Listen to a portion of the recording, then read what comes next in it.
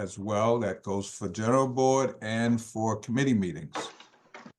I know your hair might not be did, but gotta be on camera. That's all we gotta do. Mine's not did, but I'm do-rag. here, okay? Come as you are. Get that do-rag on. Yeah. Okay, on you, Monique.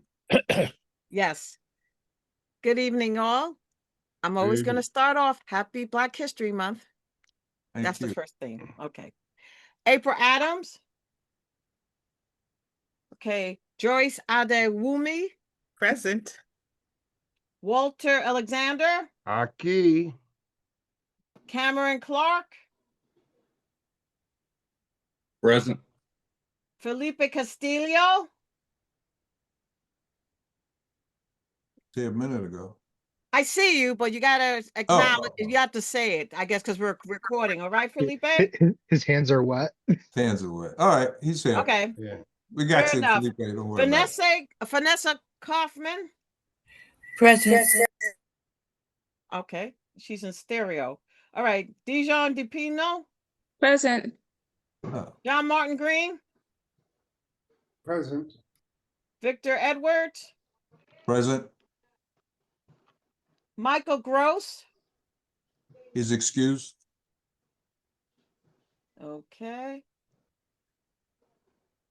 Well, I know we heard, Daria Hardiman.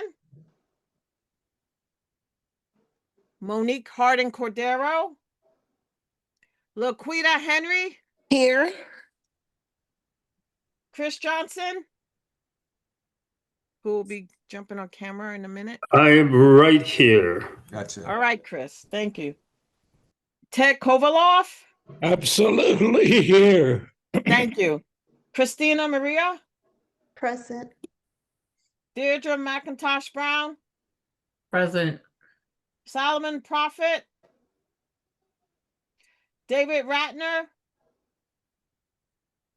Here. Mateen Sarsi, Present. Shantae Styles, Present. Shanika Wilson.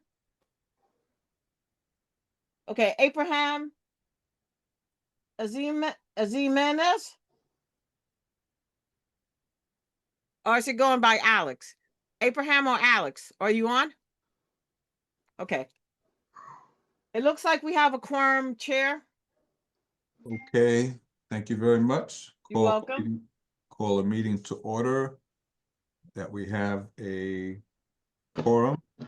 A motion to adopt the agenda is in So order. moved. So moved, Ted. Any corrections, any additions? Okay, moved by Ted, second by whom? Walter. Second by Walter. Motion to adopt the minutes So moved. and second by whom? Joyce. Joyce Adewume, seconds. Thank you, Joyce. Yeah. Okay, we're gonna jump right into it. We have a guest. Can we have a vote on? I'm sorry. Thank you, Ted. On which item? On the minutes. On the minutes. Yes. Yes. All in favor? Vote. Aye. Aye. Aye. Aye. Aye. Aye. Aye. Okay. Any corrections? Nobody? Any corrections as is? Okay, thank you. Thank you, Ted, for the reminder. I That's see. what I have to do. Okay, appreciate you doing that. Institutional knowledge is always good. All right, Tina Lumley has joined us. Lumley, Okay. welcome. You Oh, need to come okay. on camera right. at some point, my dear. Actually, sorry. Yes. So I just want to make sure there was no one else I forgot to call.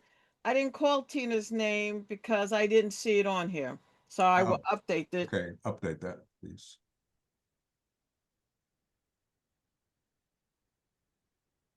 All right. All righty. Okay, thank you. So our first item is going to be a presentation discussion on a symposium about immigrant rights. And that's from the Bishop Kevin Griffin from the Child's Memorial Church here in our neighborhood. Oh. Bishop actually, let's- Griffin is on. Can you guys see me? Yes, we can. Very good, very good. First to the chair, vice chair, and to all of the illustrious members of this great executive board. I do thank you so much for this opportunity to share with you. In having a preliminary conversation with the chair, a lot of information came to me that I did not know concerning, first and foremost, that Child's Memorial Temple, although the development project is going forward, is going to be where we have always been. For some reason, it had been noised about that Child's Memorial was no longer going to be in its location and bearing the history that it does. And so I was wonderfully relieved to be able to share with the chair that that notion is completely and absolutely false. That Child's Memorial from day one never intended to leave this great community, and in fact will be there with our brand new 10,000 square foot ministry facility. Now, what that did for me, as I am indeed going to give a very brief sharing concerning the symposium we're interested in doing, I found it necessary maybe to be more on record sharing the history of Child's Memorial because some might not know it. It was in 1948 that the founder, Bishop Alvin A. Childs, actually moved here from Chicago, Illinois, and he began doing ministry first in a tent, and then he moved to the Golden Gate Ballroom right on 124th Street and St. Nicholas Avenue. After staying there for a while and the ministry growing, he then purchased where the church was, and in 1964, around that time, he stepped into our new church facility for, at that time, Faith Temple. And then after being there for a few years, being a champion of social justice, a very interesting thing happened, and that was that the community embraced him to the point that 15,000 people actually honored him by electing him to be the unofficial mayor of Harlem. And he actually was formally sworn in for a 2-year term by the New York State Attorney General, Louis Lefkowitz. And then, of course, history found its way to this great man of God in 1965, where everyone knows history indicated that the bomb threats for the late great Malcolm X had been levied against every church, and any church that dared to open up their doors to host that service, they would be the subject of a bombing. It was Bishop Alvin A. Childs that actually opened up the doors, and history speaks from that point. And then in 1973, Bishop Alvin Childs closed his eyes and went home to be with the Lord. And he was succeeded by his son in the gospel, Bishop Norman N. Quick, who happened to be my uncle. And Bishop Quick, needless to say, did wonderful work with the late David Dinkins. He did wonderful work with Congressman Rangel, Percy Sutton. These were the men that held up a great deal of social justice at that time as well. And then he closed his eyes in 2012, and then I have been honored to then become the pastor of the great Child's Memorial Temple Church of God in Christ. I stand on the shoulders of a tremendous legacy, tremendous leadership, and tremendous community impact. And so a lot of people also do not know that it was in April the 3rd of 1968 when we all heard that wonderful speech by Dr. Martin Luther King, I've been to the mountaintop. That speech just before his assassination took place at the Church of God in Christ's world headquarters in Memphis, Tennessee. So history has always found its way to the Church of God in Christ in one way or the other. And so that leads me to where we are today. As ICE activity is continuing to impact our community nationwide, Child's Memorial Temple Church of God in Christ, through our CDC, the Quick Community Resource Center, interested in hosting a one-day symposium. And this symposium is designed to educate and to prepare individuals for any possible ICE encounter. And I want it to be very clear that this effort seeks to promote understanding, legal awareness, and constructive cooperation rather than confrontation. The church has always, in my opinion, been an agent of trying to avert and prevent, and that being what is laid so heavy on our heart as all of us. I wanted to share with this board a collaboration, a partnership. We have been blessed to have already established a sponsor, and I then began to lean heavily on one of your board members, and then eventually introduced to your chair in terms of picking you guys' brain and most definitely having you intimately involved in this effort. And so I promised the chair that the 5 minutes allowed me would be really 5 minutes and not 5 preaching minutes. And so I wanted to share that brief history. And as you can see on your screen, a more detailed breakdown of all of what we're trying to do and what we're asking of you guys, if indeed you find this worthy enough to hitch along with, so that we can do what you have always been doing. And I am now attempting to hitch my wagon to your efforts as well. And that is to be a resource and do as much as we can for our community to help them in every facet, be it spiritual or whether it be in social justice. So I thank you guys so much. And again, the document has been forwarded to the chair, and I am available if there are any further questions. And of course, input is welcome because you guys are the champions that I am now trying to get off the bench and join the team. Thank you guys so very much. So Bishop, you can go a little bit through it. If we can move the document up a little bit, just take us through it a little bit. We know the premise of doing it. And we have, within the board, we have a uniform services committee, we have a health committee, we have several committees that might help as well.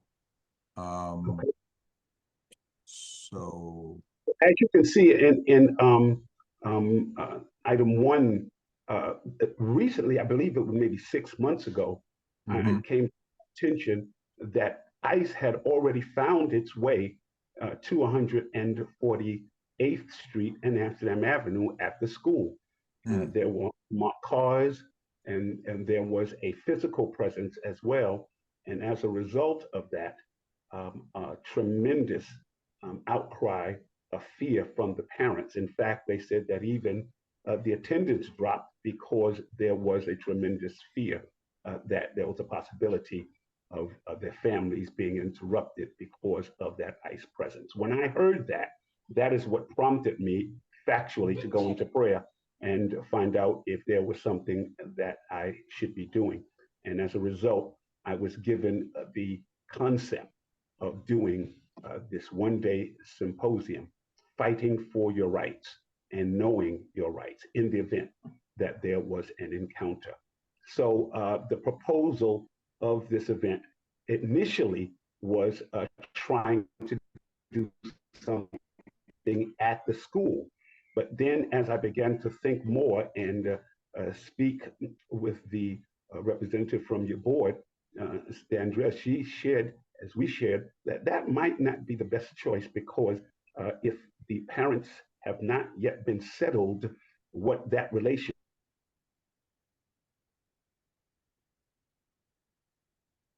I think we lost you.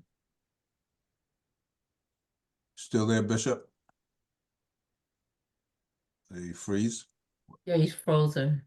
Oh, okay. Okay, so do we know exactly what the bishop wants or needs from us? I think he's, well, sort of a collaboration. He might, if he comes back on. I don't know if, Deidre, do you know I if can he speak to has, that, yeah, if Bishop comes back on. So it's Does a he have a space? collaboration, huh? does he have a space in He mind? doesn't have a space yet, but when he talked about doing it after school, I Yeah, I'm shared. back. Can Oh, you he's back. Are you back? Okay, see he's back. me? Okay. Go ahead, I Bishop. don't know if that's me. That's you. Can you Yes. guys see me? Yes, Bishop. So what is the ask of the board?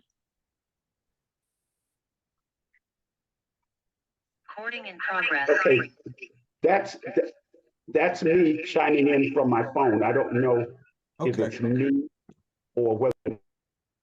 Oh. You You just muted yourself. muted yourself. Can you hear me now? Yes. Yeah. Take off one of your devices though. So Or leave, mute one. leave the phone on, turn the computer sound off. We get the echo. Okay, is that good? Yeah, perfect. Okay, very good, very good. So- Where I Go ahead. stopped at was the presence of ICE at the school, and that prompted me to begin to see where I can help in this matter. And the school may not have been the best choice because of the fact that that might simply further raise the fear, turn it off, raise the fear Right. of the parents thinking that we would pretty much be putting them in one location in order for them to be rounded up by ICE. And so it was recommended that maybe we can approach the community college and that maybe that would be a better location and ultimately would be a safer environment. If you can roll up as well the screen, I'll move down to item 3. The date, as you can see on the screen, is we're looking at tentatively the 3rd week of March. And we looked at that because hopefully, time is of the essence. And we figured that that may give us enough time, even being pressed for time, to get this done. That gives us, as you can see, around a 4 or 5 week opportunity for the outreach and the promotion. The proposed days, Wednesday, Thursday, and Friday, optional on Saturday. Looking at that particularly because of trying to get the parents involved, and Saturdays may sometimes, depending on everyone's schedule, may not be a opportunity to accomplish our goal. The time we're looking at as well, between 4:30 and 6:30. The logic behind that, once again, is what would the parents be able to do with their children, being that they have just gotten out of school. We do not know what the after school activities are, what type of home care do they have for their children. So we wanted to keep it as close as possible to the after school calendar, so that the parents would not sort of filter themselves out because they did not have any place for their children to go. The venue, as I've mentioned, if you could scroll item number 4, with the recommendation of City College. And if there are any other thoughts that anyone believes would be a better safe space, for lack of a way to describe it, it would definitely be welcomed, as well as saying that City College would give us enough space. And of course, I am very confident that if it's done, especially if you guys are helping out and we're reaching out all the other necessary leadership and tapping into their constituency, we would have a strong turnout, thus needing some place that could hold that capacity. Now, the next item, the key partnerships and the roles, needless to say, as I said at my opening, you guys on the front line, I understand the importance of making sure that I get off the right stop first on the bus if I even try to transfer to get anywhere from there. So coming to you was very much intentional but respectful in understanding how things go. And with your support, it will open up tremendous doors, whereas I may not have the time or the wherewithal or the contacts to make calls and have to go through red tape to make direct contact to the necessary people to get this done in the time that we are projecting. We do have a contact already with the local immigration down at City Hall. They have already said they will be involved in this effort. I do have inroads with regards to the community of churches and pastors. I understand that recently a new chapter of the NAACP has opened up on 125th Street. Needless to say, that will definitely be someone that would be helpful in making this happening. And housing association, block associations, and any of those type of organizations. And again, that is probably right in your Rolodex and at your fingertips. So We have 2 questions, Bishop Joyce Adewume. yes. And first, Joyce. Thank you. Bishop, thank you so much for your presentation. I happen to have seen what is going on in our community now with the parents not being able to pick up their children from school and having someone else pick it up, and then they have to blow a whistle to let the parents know that the child is home safely. And it just breaks my heart. It reminds me of the time of the COVID period when people could not come outside. That being said, I was just wondering, is it possible to have some of your programs online? Because that's what we're facing now. In the programs that we're doing, parents are not able to come out because they're afraid. Children are also afraid. Perhaps we might consider some virtual programming. Well, this is what I was praying for, to hear these type of ideas, only to make it so much easier when I say absolutely. Anything you guys are able to bring to the table, your wisdom, your strategic ideas that you think will make this happen, I am all in, which again is why I lean so heavily on this board to help collaborate to make this happen. Absolutely. Got you. Thank you, Joyce. Dave Ratner had a question. Cameron has Actually, something. I was going to make or have the same question Oh, Joyce did. okay. I think it really will be helpful in getting more people to participate if they can do it from the safety of their own home. And I think it also addresses the babysitting issue that you raised. But I join with her in thanking you for this really wonderful presentation. Thank you. Thank you. And am I to understand that you all are saying live as well as broadcasting? Yes, Absolutely. absolutely. I agree. Yeah, I think both would be good. Okay. Okay. Monique, have a question? Quick question. Obviously, if you do it virtually, that will make it possible for more people to attend. And is there a plan to have it done in another language, like Spanish, so that we can include more people? Absolutely. The plan, again, is to bring to you what I have brought, only and preferably to ignite all of you guys' creative ideas, which stems from your experience with all of the people we're trying to reach. So I'm sure it would be easier to find an interpreter than it would be for me to catch all of the ideas to make this work. So absolutely, having someone that would give us that capability, and however many languages we can identify interpreters to help us with that, absolutely. Great. Deidre, you had your hand up as well? I was just trying to tell you that Cameron had his hand up, or he was writing in the chat. But I also shared with Bishop that Northern Manhattan NIMIC, that has an immigration initiative, also wanted to participate, as well as CUNY First. Gabriella shared that information. The City College, CUNY College has an immigration initiative, CUNY First, and they can provide legal information as well as additional information for the the community at large. And Chair, we have access to interpreter services, do we not?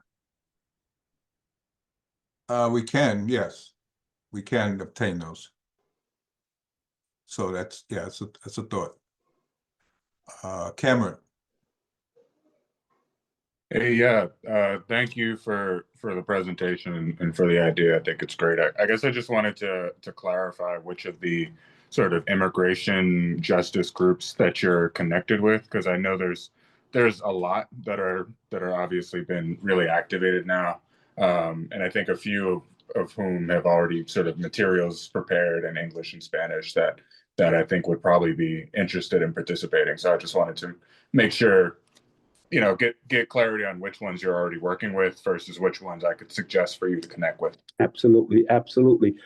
We are fortunate and blessed within our congregation to have a member. Her name is Sandra Ultimo, and her organization that she has birthed is Chosen Generation. And she likewise is the supervisor for all the homeless shelters in the Bronx and as well as in Manhattan. And she is directly connected with City Hall's Know Your Rights Immigration, which is the department that I mentioned at the beginning that we have indeed communicated, and they have signed on to be a part of that. So I would be leaning on her as well to help tap into any of those immigration services that we believe can help us in this effort. But open again, sir, again for your Rolodex. Your Rolodex is going to be more extensive than mine at this point. And you know, I'm hoping that it's opened up to this effort. No, definitely. I mean, I put a few organizations that I know have been sort of actively working in the chat, both in terms of like providing services to folks who are, you know, immigrants or new residents, but also folks who have been, you know, doing some of these trainings for a while, both for individuals as well as businesses. And so I'll put my email in the chat, and if you want to reach out, I can see if I can make some of those connections. Absolutely. I would like to say there just has been such an instrumental component to helping us formulate our thinking about this. And of course, again, Catalyst to getting me connected with you guys. So I just want to publicly say thank you to her. And as we move forward, she will definitely keep me informed, embraced, and connected. And there was another component, if you can scroll. I think I had a number 6 point that was on this presentation that I did want to touch. And I definitely am going to need your help in the entire team. And that is, the Lord willing, that this event actually is happening. We're going to need, and I'm throwing this to everyone, we're going to need an immigration attorney or an expert that is able to hold that attention of that audience in order to share the information that we all want them and know that they need to receive. And I am definitely going to lean on you guys to see if we can find that superstar, if you will, that animated person, that person that can actually captivate that audience, but at the same time articulate the information that we need them to walk away with. And ultimately, it is my ultimate personal desire that when this is all said and done, and we have done our job in terms of sharing and educating our community, that somehow the message gets out that our community, our area of population is a place that if you do come in, you conduct yourself in a legal and a non-confrontational way. We're not trying to be confrontational, combative, but we want our people to be prepared in the event that a encounter does in fact happen. So we're going to need someone that can actually really hold the attention of the people. We will see if we can work on that. We'll do some brainstorming. Okay. And be in contact with next steps going forward. Okay, very good. Right. Thank you so much. All for the right. presentation and the work you're doing in our community. I All right. appreciate it. Thank you. I'll be in touch All right. Thank you. myself. All right, thank you. Ready. Okay. Moving onward. I am going to skip around the agenda a bit and want to do my chair's report at the moment.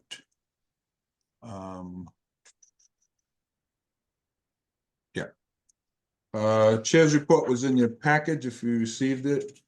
I will go through it briefly. Update on 3333 Broadway as far as the Legionnaire's disease. I was there last week for the second meeting. They have hired an engineer and a company to do remediation of the hot water system. As you know, it was discovered in the hot water system that serves two buildings there, towers A and B. And we've asked them to, the Department of Health mandates they do testing, which they've done. They found it within the building itself and other apartments when they did the testing. And they have a plan to do remediation. One of the issues I've had with them, I've asked, and several people who live in the building have asked that they test all the buildings there.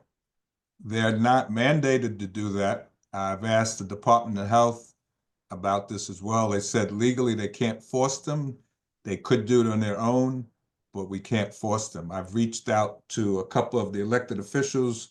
I'm actually meeting with the borough president tomorrow. This will be one of my topics to talk about with the borough president, see if we can put some pressure on them just to test the remaining buildings. So we don't have to wait for someone else to get sick before we say, oh yeah, we need to do testing and remediation in those buildings as well. So I'm hoping that goes in our direction and the residents' direction as well. Columbia University has released 8 apartments. We've been working with Morningside Heights Community Coalition to get Columbia to release some of the apartments they have that are rent stabilized in their own portfolio. And they have agreed to do that. So there's 8 apartments up now that is going to be distributed by a lottery system that was just made aware of throughout the community. So I'm hoping this will be the first of more to come. And the rents for those apartments are under $1,000. So people who are looking for apartments, this is fantastic news, and hopefully it works out, and we'll see how it goes. They couldn't limit it to CB9, so it had to be advertised outside of CB9 as well. So looking for feedback on that.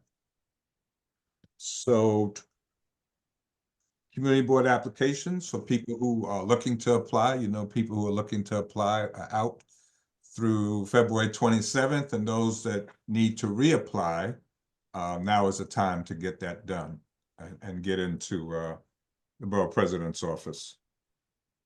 Okay.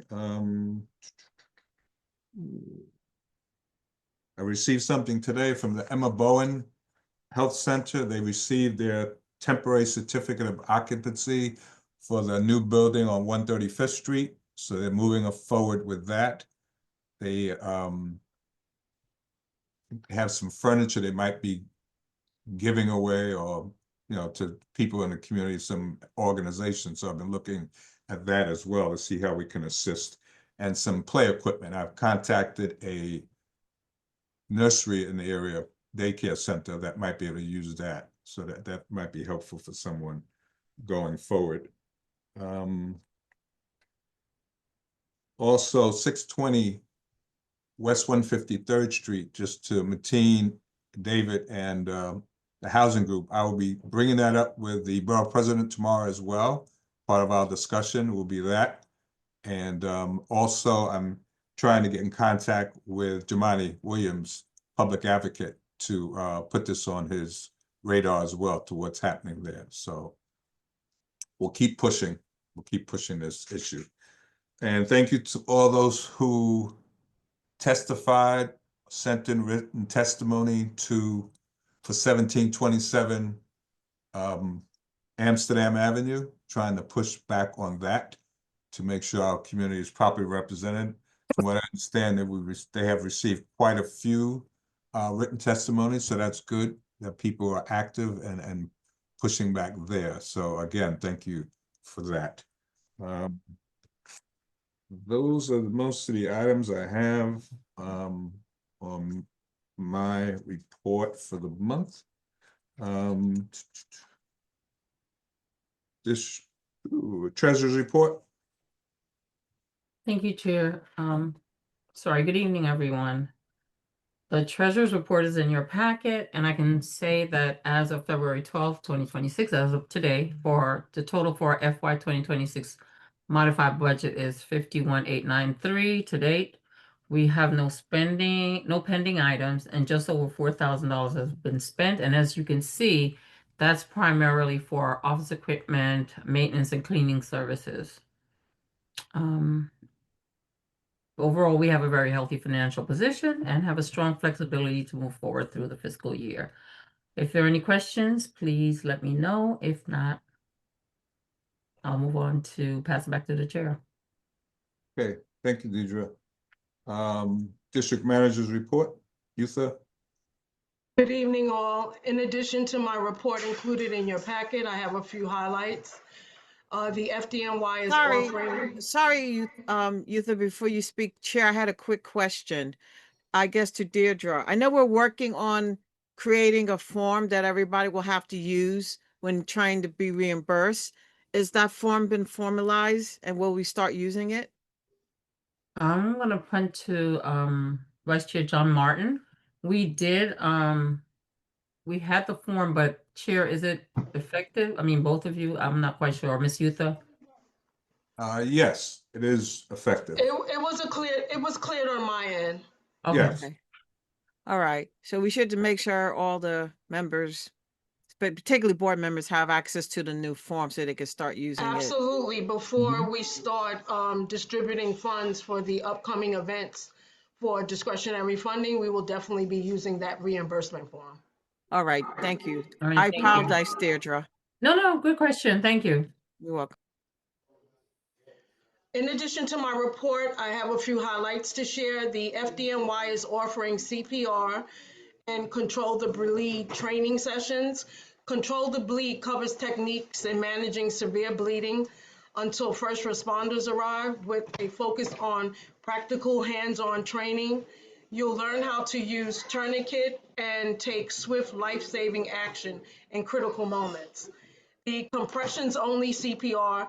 In just a few simple steps, you can learn how to provide life-saving chest compressions during a cardiac emergency. These hand-only PCR training focuses on performing high-quality compressions, which can be a difference between life and death in critical situations. Yesterday, before I get into that, the training for Control the Bleed, I have a link for the trainings. I'll share them in the chat. Also, youth employment applications are now open for the youth employment program.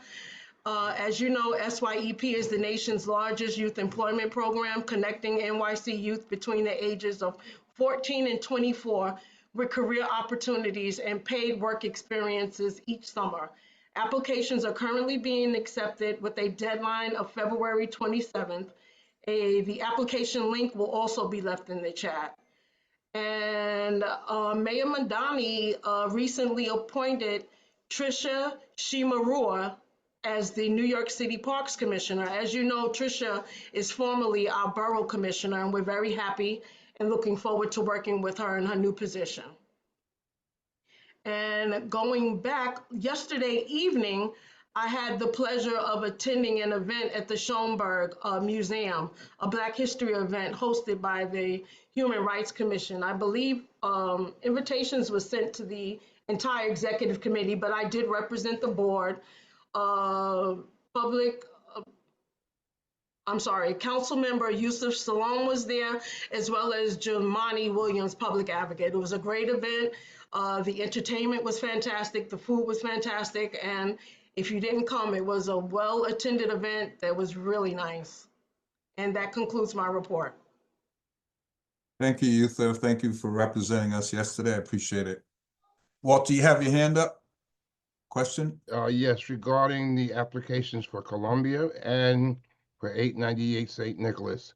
I sent a thing for the 898 apartments, and the young lady got back to me and said that only organizations were giving them out. So that wasn't included in the information. So I don't know if they're still open, and she's a senior who lives in a walk-up, and she's a cancer survivor. So she's really trying to get into a place where there's an elevator and stuff to facilitate. And for the 8 applications, can we get information on how to get those to put in for the lottery? That was sent out. I think the cutoff date has passed. Let me check. I'll get back to myself. Is this Thank the you. Columbia Apartments? Yes. Yes, that and the 898. Because she said I'm not familiar with 898, but the other apartments, that deadline was January 31st. Oh, okay. So the 898, that's what That's organization? that building right there, Is 155th that Street. Broadway Housing? I'm sorry. Broadway I'm not Housing. cutting you off. Yes, yes. Okay, Oh. I didn't have applications for them. We could reach Jael Sanchez directly. Right. Yes. Okay, thank you. I'll You're send the welcome. person's information to Youth and I, and we can take a look and see what's happening with that. I sure will, right after this meeting. Okay, great. 125th Street bid, Monique? Nothing to report. We haven't met yet. I think we have a meeting or a gathering that is coming up, but there has been no meetings as so far. Okay. All right. Want to go, hold on one second. Okay. All right. Gonna jump back to our attendance review, which will be closed session. So unfortunately, if you're not an executive board member, you will have to excuse yourself at this time. And thank you for joining us. The people who are up for attendance review, we can remain in the line. Okay. Great. While we're doing that, I just want to remind people, I think I said it earlier, for all meetings, people must be on camera to be counted as part of the meeting. Okay, that's exec, general, and committee meetings. I've been to a few committee meetings and some people are just not on. I mean, everyone would love to put the camera on and then go do whatever, but to be a participant, you have to have the camera on. If you are a part of that particular committee, you know, if you're visiting, as we do from committee to committee, then it's not necessary. But if you are part of that committee, then camera needs to be on so we can be counted for attendance purposes. Okay. Hey, sorry, I just rejoined. I wasn't sure if I was supposed to drop off or not. No, you can stay on. Okay, awesome. Ms. Ramirez, right. Great. Okay. Victor, may I add something quickly? Sure. Even if you're not a part of the committee, but if you decide you want to speak or share, I also think it's good practice to be on camera so people can see when you're talking and stop talking so you're not cut off. So I just wanted to add that if you can be on camera. So that's good. You know, no, I agree. I'm just saying to be for attendance purposes, but it's good for everyone to be on anyway. Like I said, when you're talking, you can be acknowledged. Comes across better when you're on. So thank you. Yes. All right. Thank you for that update. Victor, when you're ready, I'll alert the individuals to be put in the breakout room during the discussions.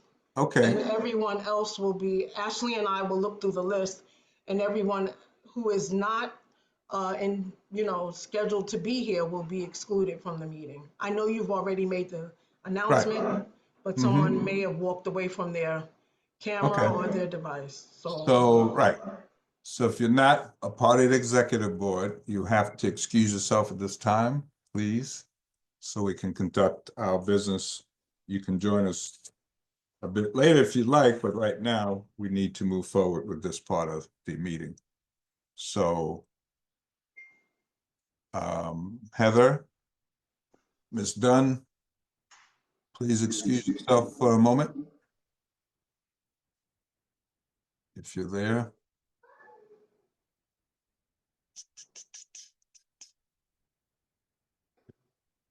Ms. Dunn is still there. Okay, you can remove her. She might have stepped away. Yeah, let me add her to the breakout room. 1 second. Okay. Anyone else? Anybody else is part of executive board that's on here? Oh, she went off. Okay. Who is calling user one? I don't know. Well, Yutha or Ashley, can you see that Right. person on the phone?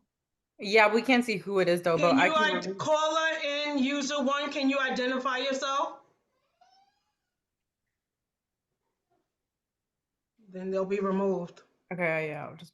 Thank you. Thank you. Oh, they just removed themselves. Oh, great. I heard you. Other than I think everyone else is fine. Yeah. Yeah. Okay. Okay, Ashley, I indicated in a text message who to put in the breakout room. Okay. We. Okay. 1 second.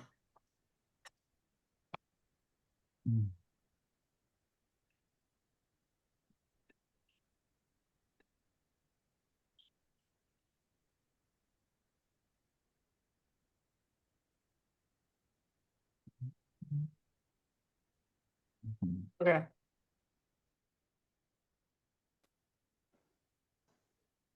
Question, Give me 1 second. maybe I'm the only one who doesn't know this. Isn't Miss Dunn a chair or is she is she Oh, coming? she's not a chair. Oh, okay.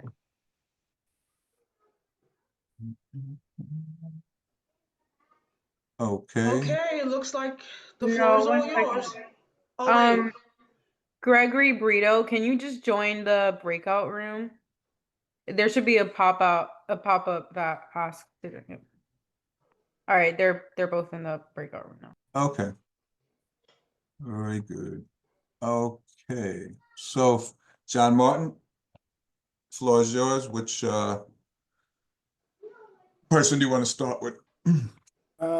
Is Diego Keel here? No. All right, we can start with is it with Ms. Ramirez?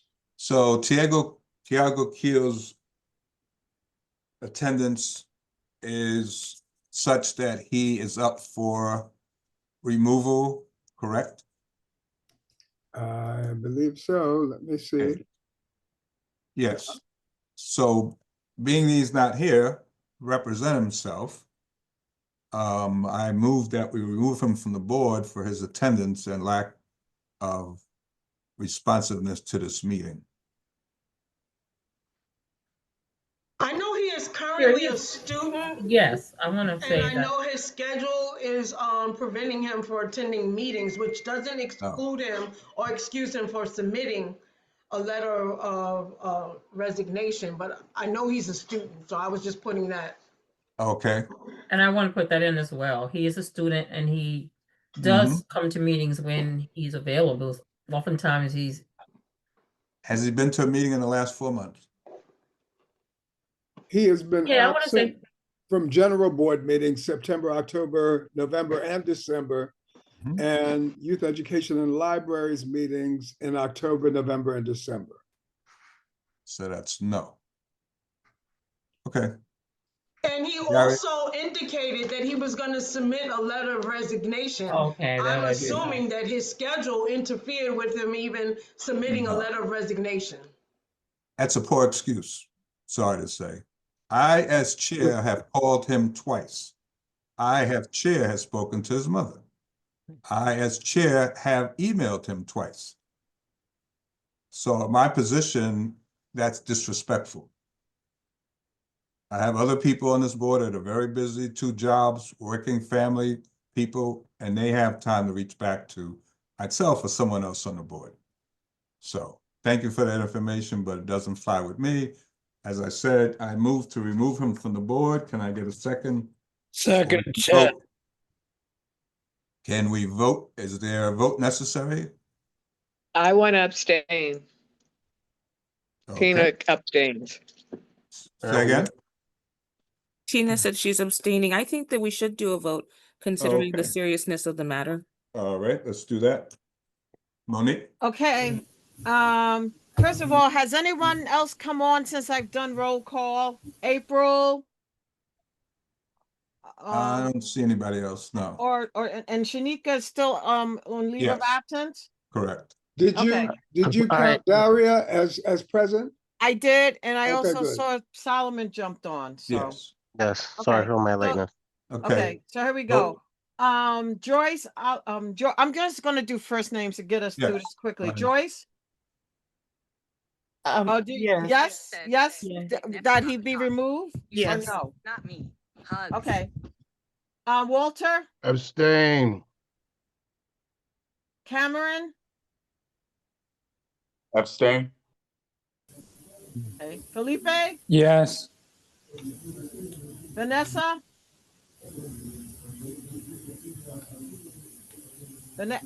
Vanessa?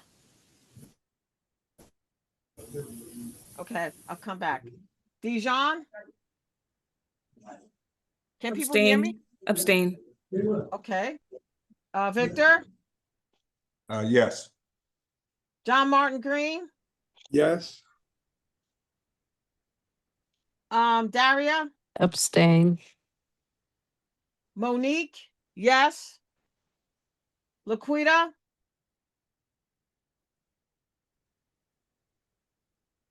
Is she speaking, Laquita?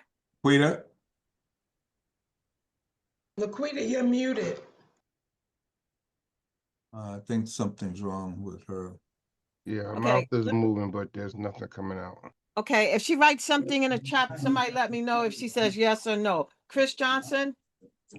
I have to recuse or abstain. Chris, I need you on camera, as I said earlier. Yeah, I'm in this office and the camera, I can't get it connected. Okay. All right. Christina? Yes. Tina? Tina, did you say she's abstaining? Yes, I am. Yes, you did. Deirdre? Abstain. Solomon? I'm a yes. David?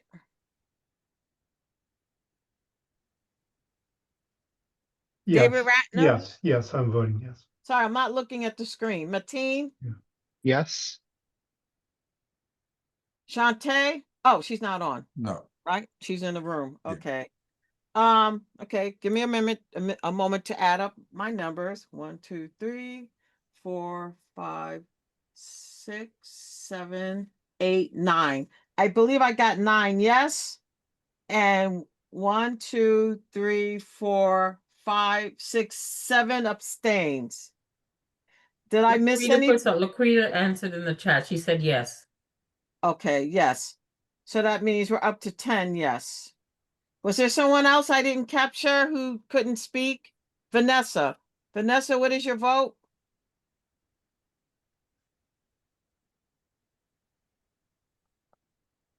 Can't hear you. Vanessa, we can't hear you. I don't know if you can put it in the chat or we'll move on.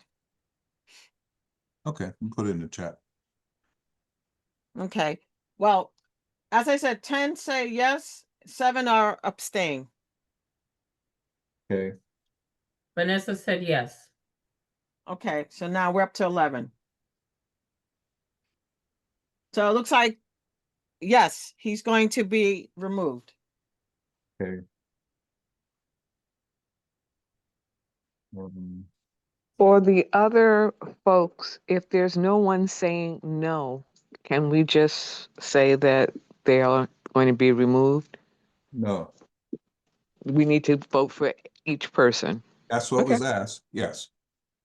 2 people did resign that were up for attendance. That would be Reverend Morgan Thomas and Milton Justice. Justice. So we don't have to go there. Next up, Would that be Ms. Ramirez? Yes, Honorable Janara Ramirez, okay. can bring her in. What's her absent? Well, wait till she comes in, then you can go through that.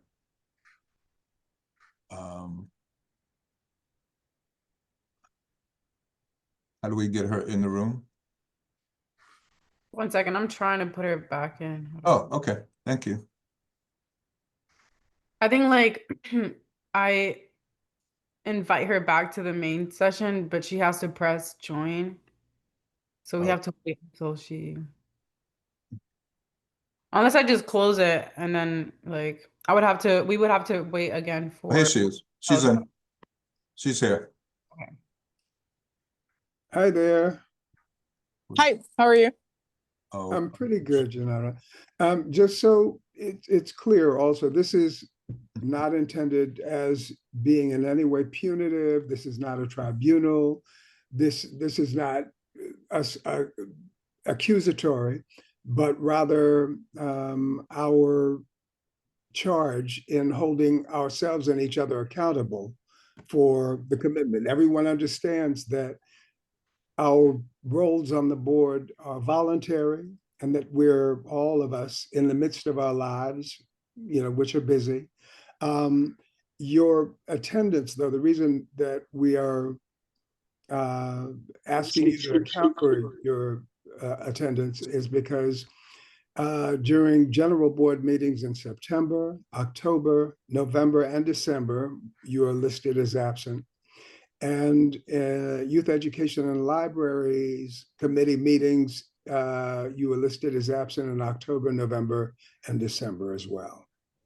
So we just ask if you can share with us your disposition with respect to attending, your capacity to attend meetings and what's going on with you.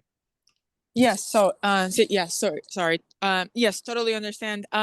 For the youth committee one, I emailed I think when I first joined the board, which maybe was September, that I couldn't make that committee. That was one of the committees that I think I listed 3 of them, and I got placed into the health and environment and the youth committee meeting just because I had a class at that time. And then the person I emailed, I forgot who it was, told me that they would ask the board to see if I could just attend one of the committees, just the health and environment, since the youth committee conflicted with my class schedule. And then I assumed that was sort of taken care of, and I don't know sort of how to say that, but I just meant like, hey, I emailed the person and they said, hey, like I'll let the board chair know. And then I didn't hear back, and I was like, oh, okay, maybe I'm excused for that committee and I just need to attend the health ones.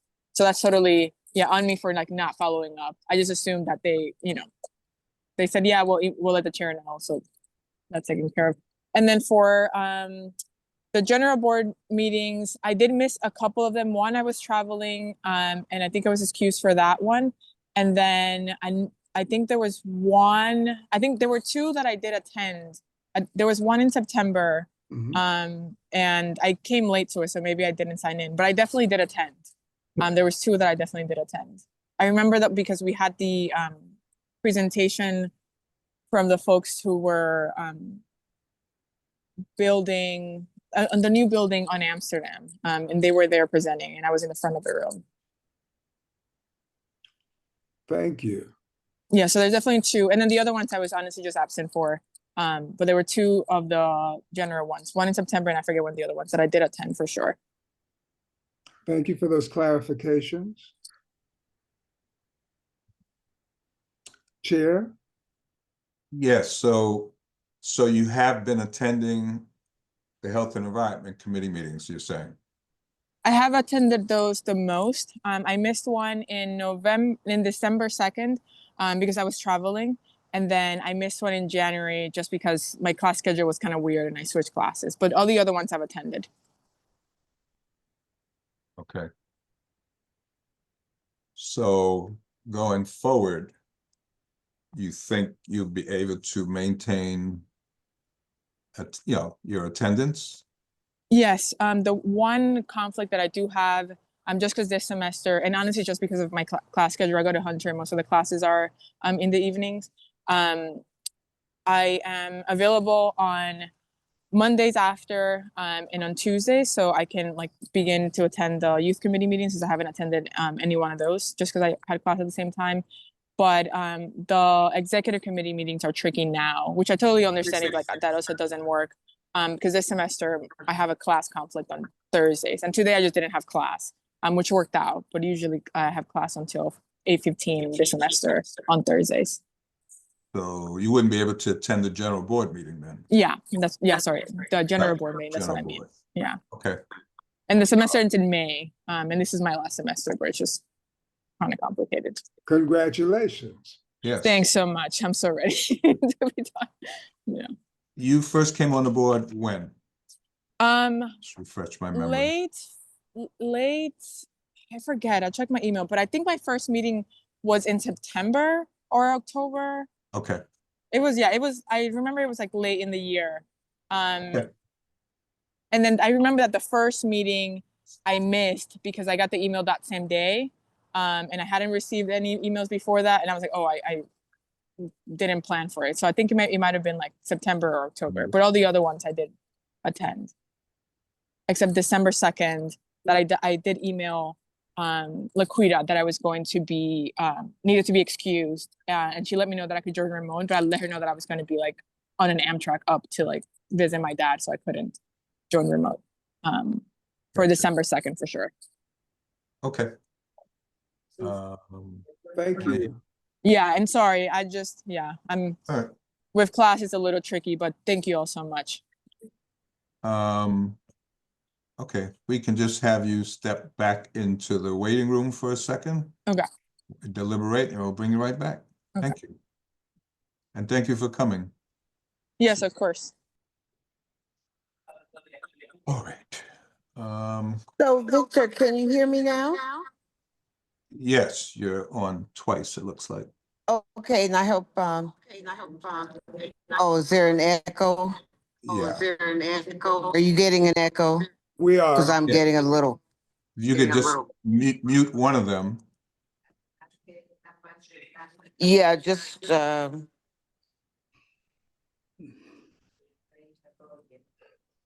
or laptop, either one. There you go. I think you muted one. okay.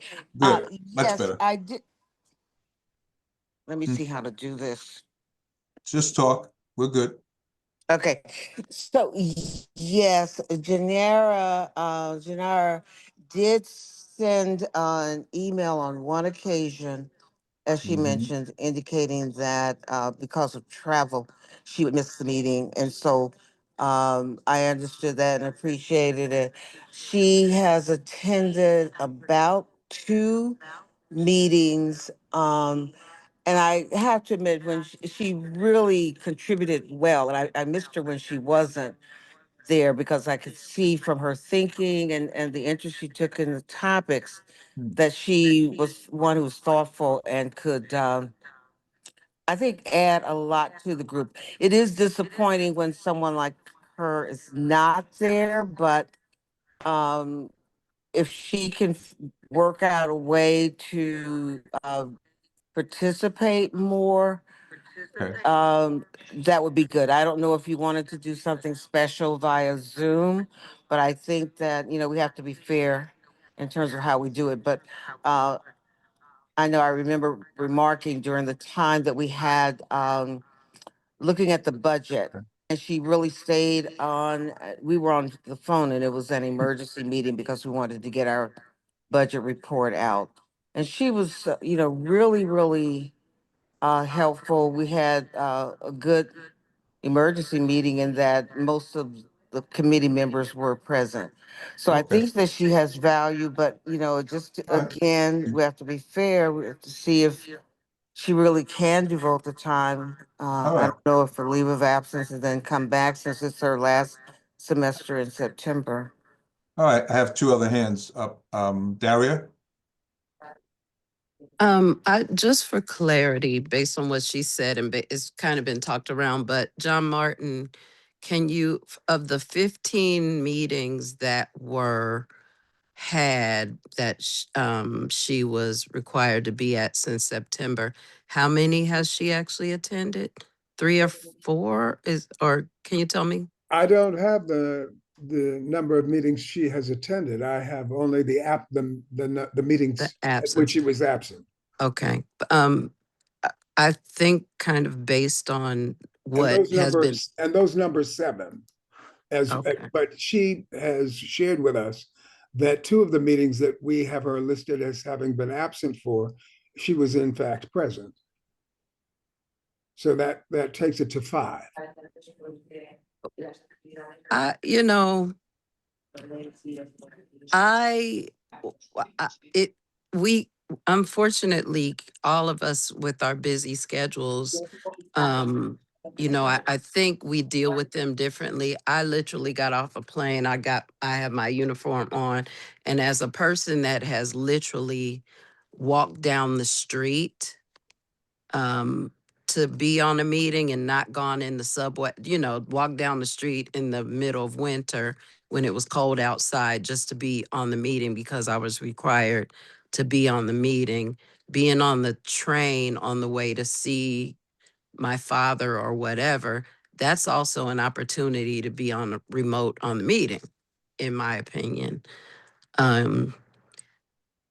So and I think the thing that strikes me most about this member is that I don't know her at all.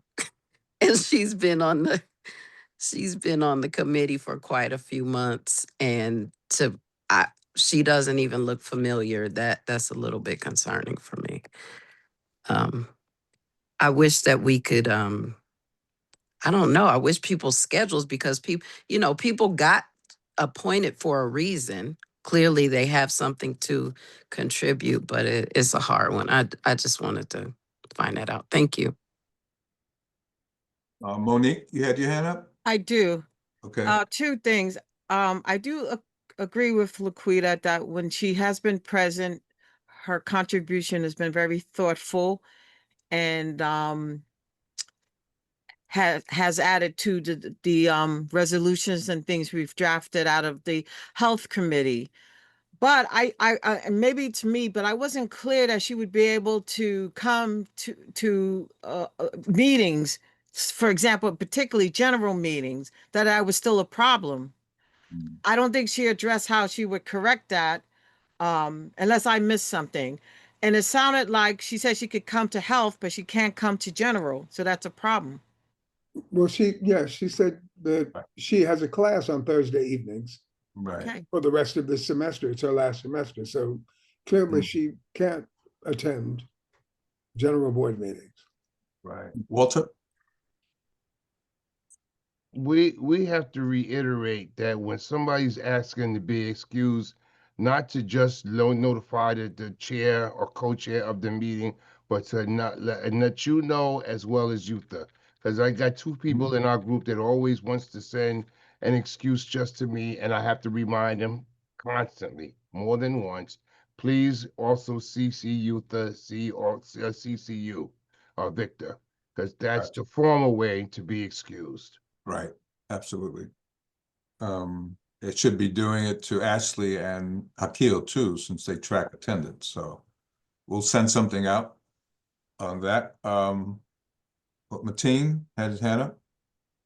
Yes, thank you, Victor. Mm-hmm. Yeah, no, I was gonna say. I mean, I don't want to penalize her because of her schedule, but at the same time, part of me wonders if she wouldn't be better suited, at least for the interim, as a public member, so that she could go to the one committee and then, recommend her for to be on the board for this go around. Because it does seem like she does contribute to a very specific committee, and it may be, at least for now, until school is over, that right, that would be the thing to focus on. Okay. And if not, I think the other thing would be to kind of like let her know, like, if you are going to be missing stuff and you already have that on the schedule, send all of that in advance. That way, we're not going back to every meeting she's missing and wondering where she's at, especially if she has a schedule all the way up until, whenever the semester ends. That's it. So wait, so Matea, you're saying she has to step down as an official board member, put in some leave of absence or resignation, as an official board member, which is what she is, and then she would finish out as a public member.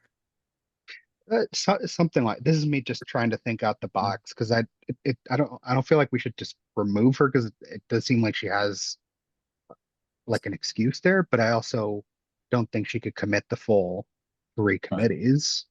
Well, she's given us to understand that she can. Yeah. She can. So might she be offered an opportunity to apply for a leave of absence? Is that an option?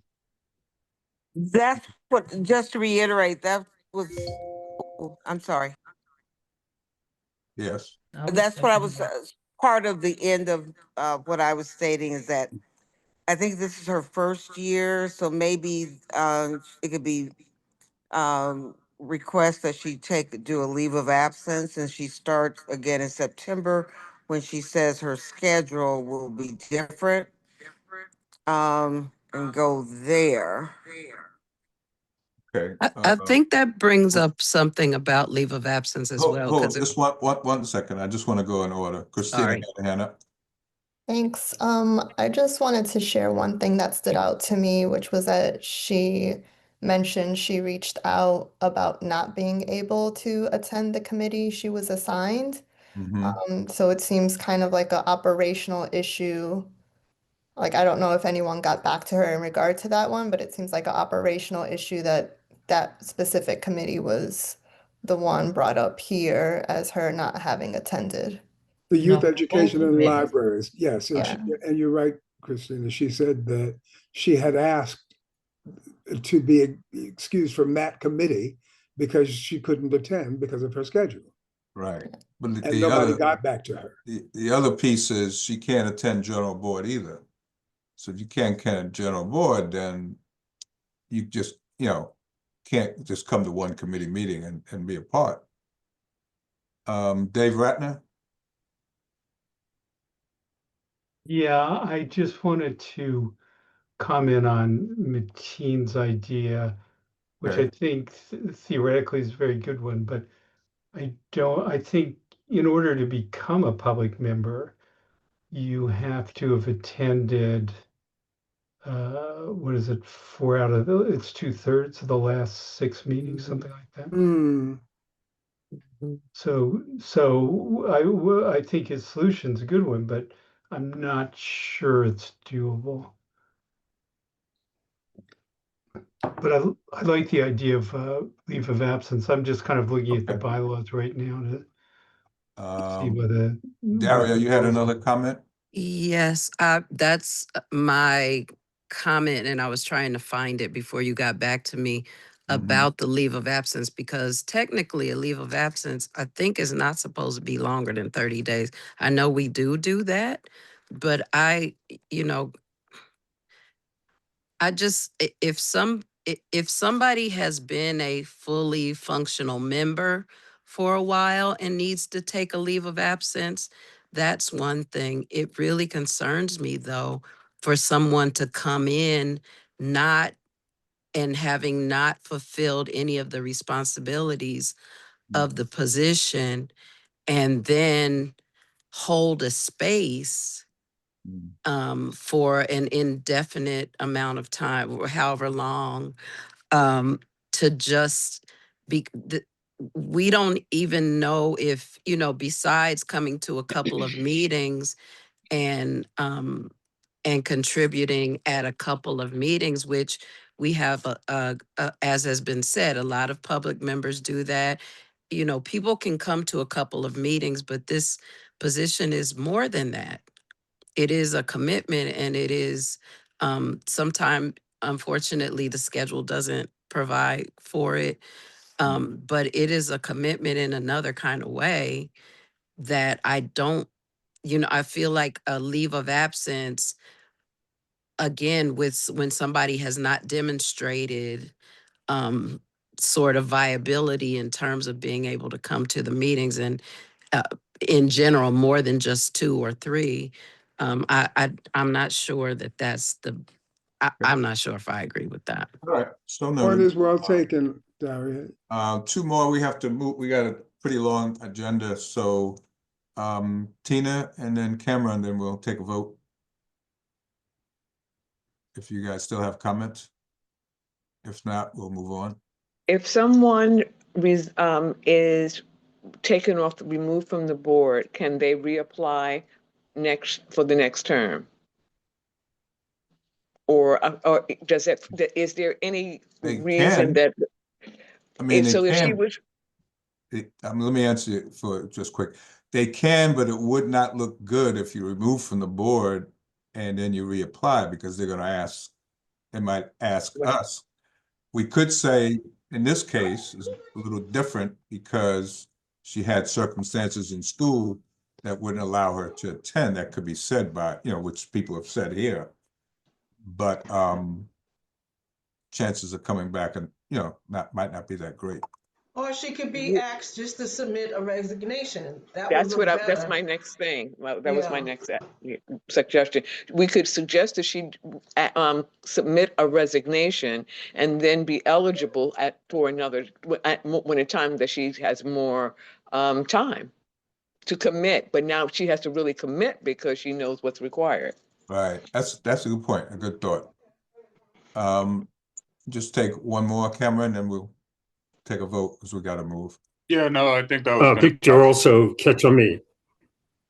I'm sorry. Okay, go ahead, Cameron. Yeah, I think that was sort of going to be my suggestion, is like whether we can sort of invite her to submit a resignation, and then if she wants to like continue to serve on one of the committees, then maybe she can get her attendance up to the point where she would be eligible to become a public member, and then potentially rejoin the board in full in the next cycle. Gotcha. Yeah. Good. Chris? I agree with what Christina was saying about not holding the attendance of a meeting that she expressed that she wasn't going to be able to attend against her. But that's all. Okay. Chris Johnson. Yeah, so that's exactly it. I don't think there's a provision in the bylaws for the extended leave of absence. So I do think a resignation and applying back would be the way to go. I agree. Okay, it sounds very feasible. All right. So we're taking a vote? Yes. Okay. Should we take the vote, or should we invite her to should we ask her first if she's willing to do a resignation before we vote her out? I would do that. Dijon, yes. Yeah, I agree. Thank you, Dijon. Right. Yes. I was gonna, okay. So we're gonna invite bring her her. back in. We can suggest that. I think that is the way to go. Yeah. She can be very useful from what I'm hearing. Just the time constraints was an issue. I just invited her back in, so. Okay.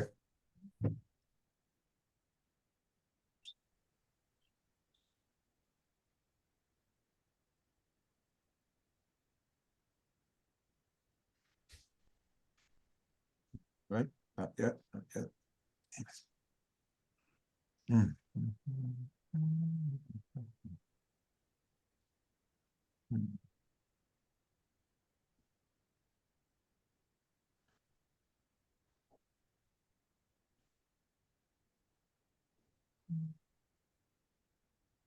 Yeah. Oh man.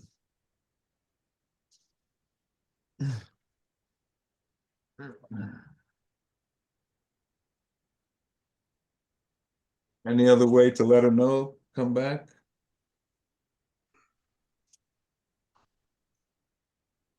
Yeah, I can just close the breakout room and just have Gregory rejoin it. So I'll just do that. I can call her. That's easier. Oh, well, I already broke it off. Oh, okay. Give me a second.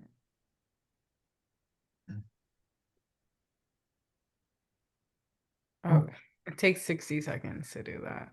Sorry. And thank you for everyone's thoughtful contributions to this. It says a lot about who we are, I think, just to note that someone's willing to do something, but they don't often have the time.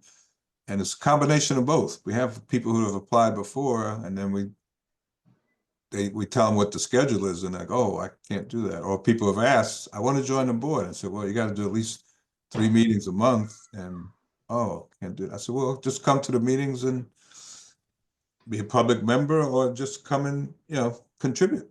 You don't have to be a member to contribute. We're, pretty open like that. Oh.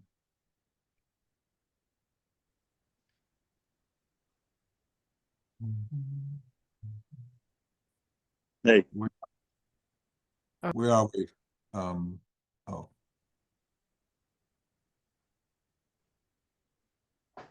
Okay, Ask- sorry, Gregory. I re-added you back in because I had to break up the room because we weren't getting an answer from Janira, so that was the only way to add her. But I'm gonna open it back up, and I need you to rejoin if possible. Sorry, I'm here now. I wasn't sure. Oh, wait. okay. All right. I couldn't hear anyone before. Gotcha. Should I join this breakout room? No, not you. I'm sorry. Just Oh. Gregory. Oh, please. okay. All right. Where are we now?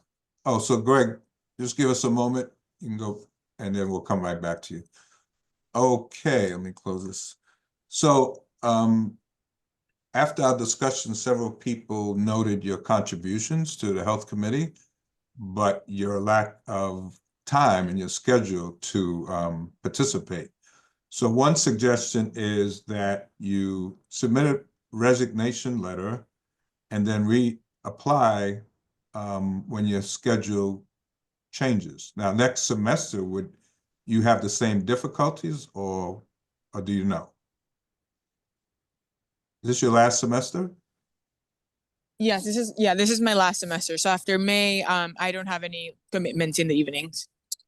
Oh, so you could resign, people have said, and then reapply. Where are we now? We're in February. Cameron, your hand's up, or is that a legacy hand?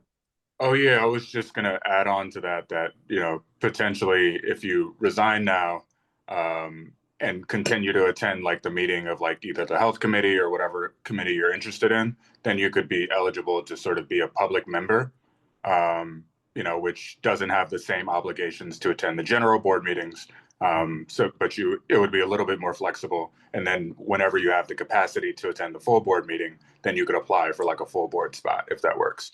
Was sort of like what we were talking through. And that with the support of the board. Yeah, that is helpful because that's the one. Yeah, for this semester, I definitely can't attend the Thursday meetings.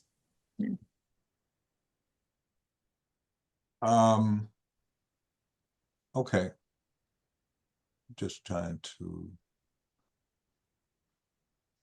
All right, so that's something you would consider? Yeah, definitely. All right, so I hate to do this, but I just need you to put you back in the waiting room for a second. Thank you.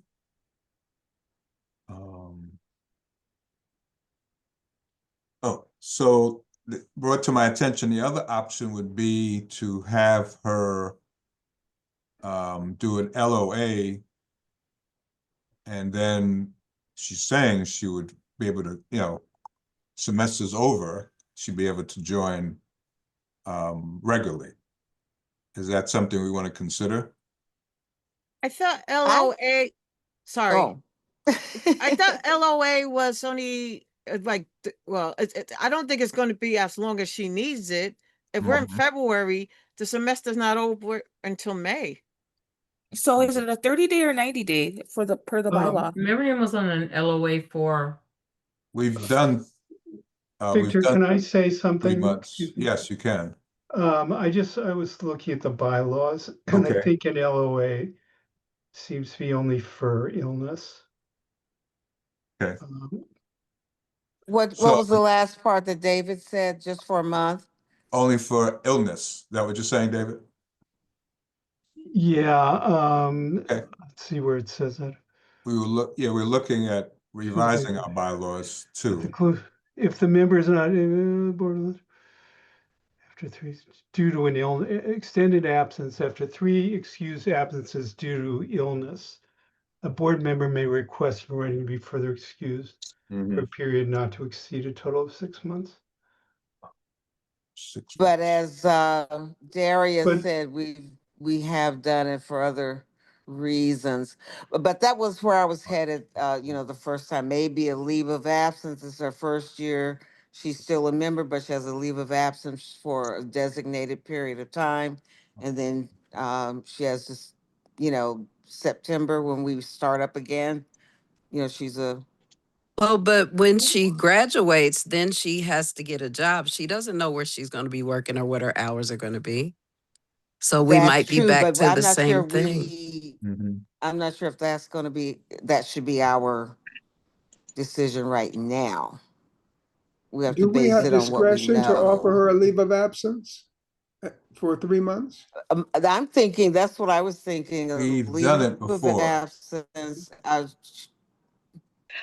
What'd you say, I don't Victor? think she has. Tina? I don't think she has the background. She hasn't done enough to warrant it. I think she should resign. That's just my Oh, opinion.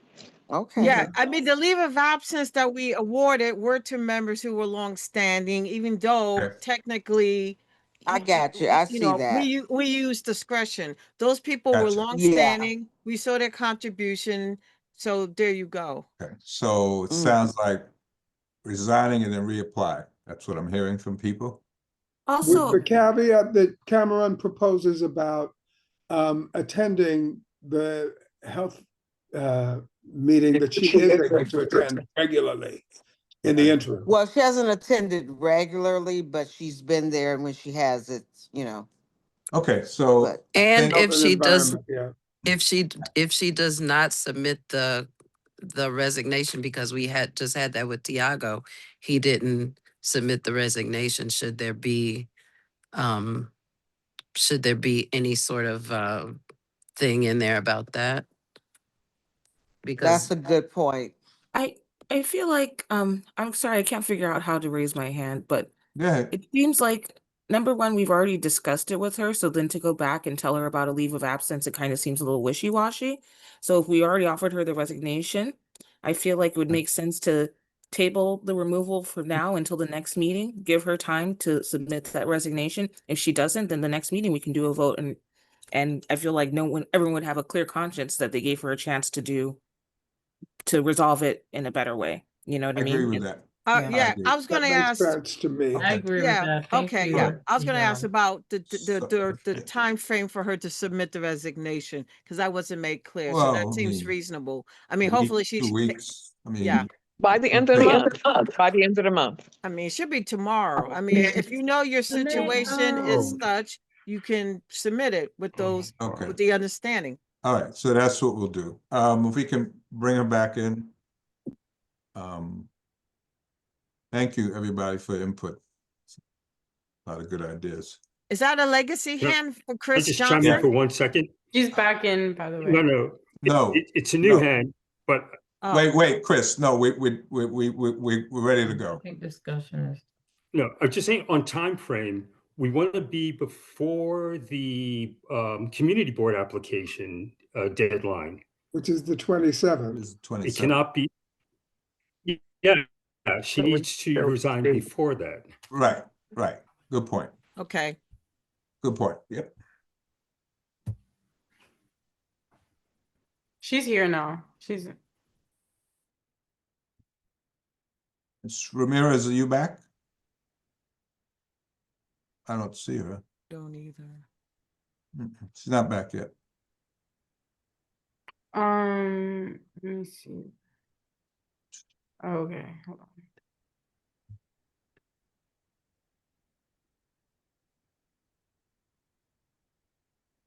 No. She's back now. She needs to resign and Here we go. reapply Hold on. by the 27th. Yeah, she's here. I see her now.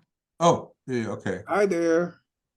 Hey, Ms. Ramirez. So our suggestion is to resign and reapply. You need to do all of that before the 27th of this month. Okay. Right? And to if I do get accepted again, Mhm. when would I start? Like when would I begin to be part of the committees again? Because then I would still have that Thursday conflict until May. Because it April is ends term into May. when the new one starts. The new. Okay. Yeah. April. Okay, okay, New terms in April. okay. Is it April? No, It is. we No. don't we It end is in April. June and we start again in September? I think that's what she was asking. No, officially it's not September. We come back in September. Right. But somebody look it up. It's In the letters from the borough president, it Officially, says the it's in board year is May. I'm April sorry, too many to people are talking. to March. I'm sorry, say that again. It's April? Is that what we're saying? Yeah, April to through March, but they've been late Right. each year.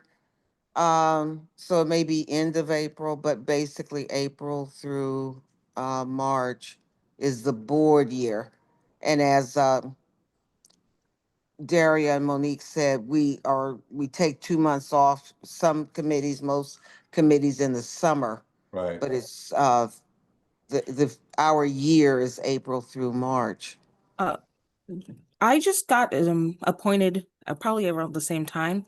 I didn't get appointed until May, until the middle of May. Yeah, So I they've think my been first running Meeting late. wasn't until, yeah, I'm not sure when my first meeting was. It must have been May or June. June. I think Yeah, it was probably June. June. I think June. Mhm. Yeah. Yeah, they've been running late the last Right. few years.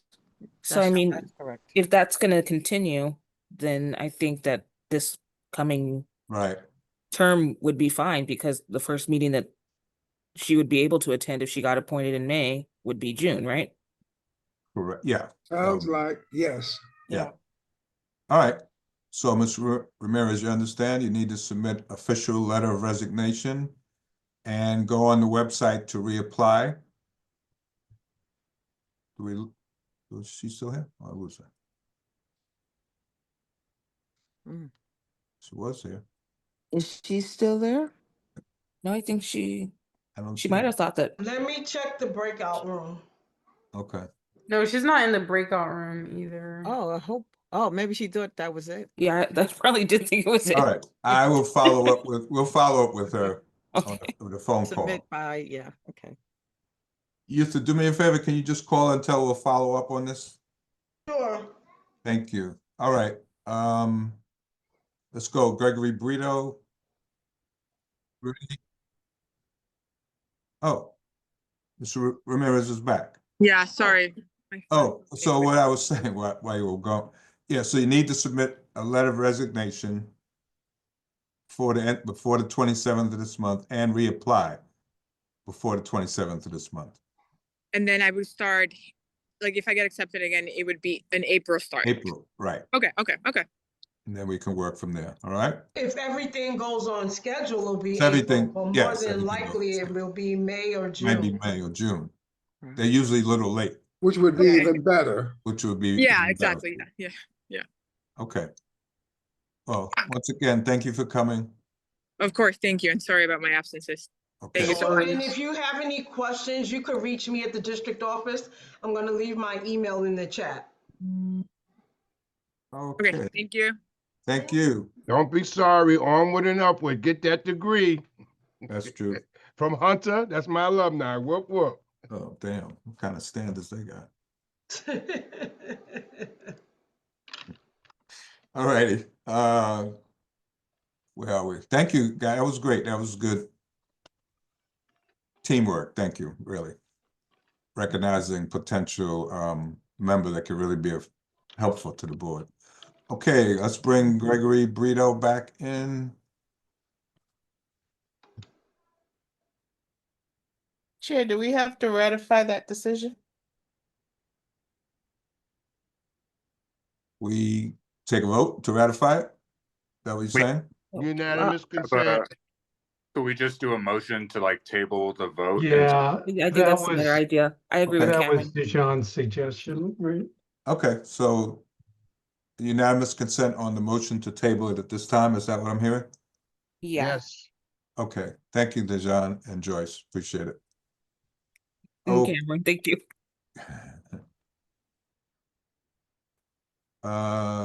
Greg Brito back? So difficult getting people back in. Oh. No. I just added him back in. Did you? Yeah. They have to, appears they as have to G. accept the invite to come back. Oh, okay. Oh, he's already in. He appears as G Brito. So then he doesn't have his camera on. I don't, you see G No. Brito? I don't. I don't. You No, guys don't see him on the list? I do not I see do him. see him. He's just muted in his I camera. do. Oh, do you? Okay. Mhm. Yeah. Yeah, there's 2 pages. That might be why you don't see it. Oh, okay. Oh, okay. It's on the second page. Oh, yeah, there he is. Okay. Hi there, Mr. Brito. Yes. Oh, one thing. Heather, just excuse yourself for a little longer. We're on our second person here. Give us about 10, 15 minutes, okay? Can you put me in a waiting room? Yes. Can you do that? Yeah, give me Some- 1 second. I Thank don't you. want to just keep coming. I waited about, I thought 40 minutes or so. Okay.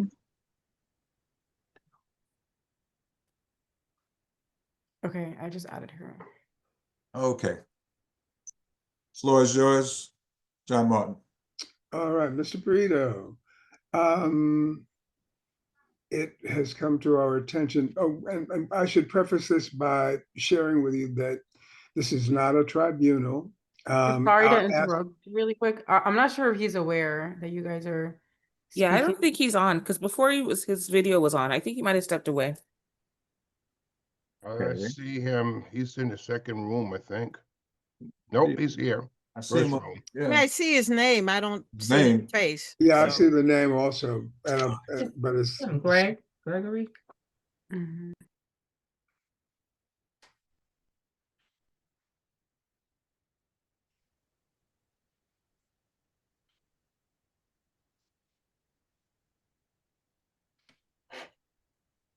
Are we waiting?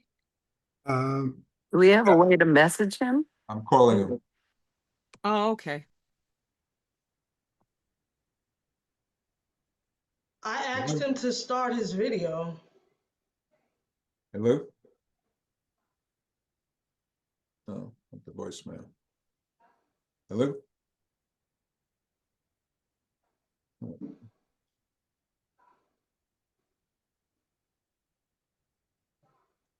Yeah, sorry, I Oh, can here hear he you is. now. Okay. Okay, great.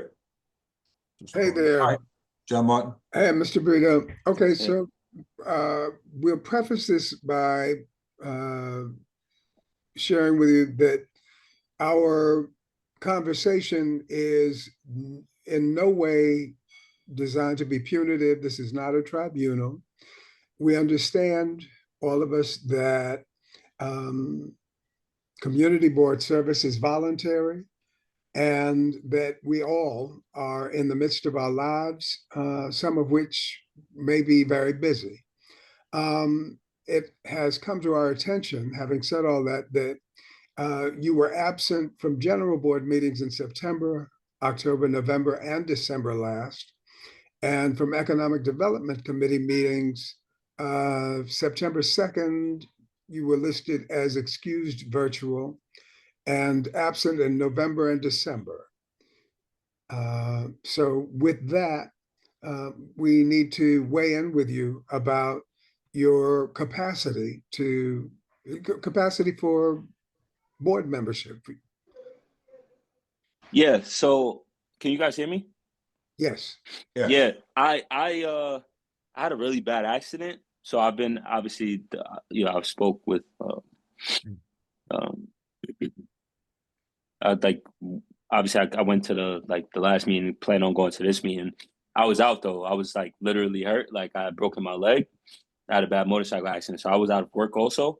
So that was kind of like the reason for the absences. But I plan to be fully invested for the rest of the year. Okay. When did your accident occur again? It was July 14th. Oh, before. Okay. Yeah, so I was out of work for about like I just made maybe a month or two like back to work, like just kind of getting reacclimated. So I was literally out. I'm still healing now. I'm technically not fully healed, but I was able to go back to work. Okay. Was there any reason you couldn't participate virtually during that period?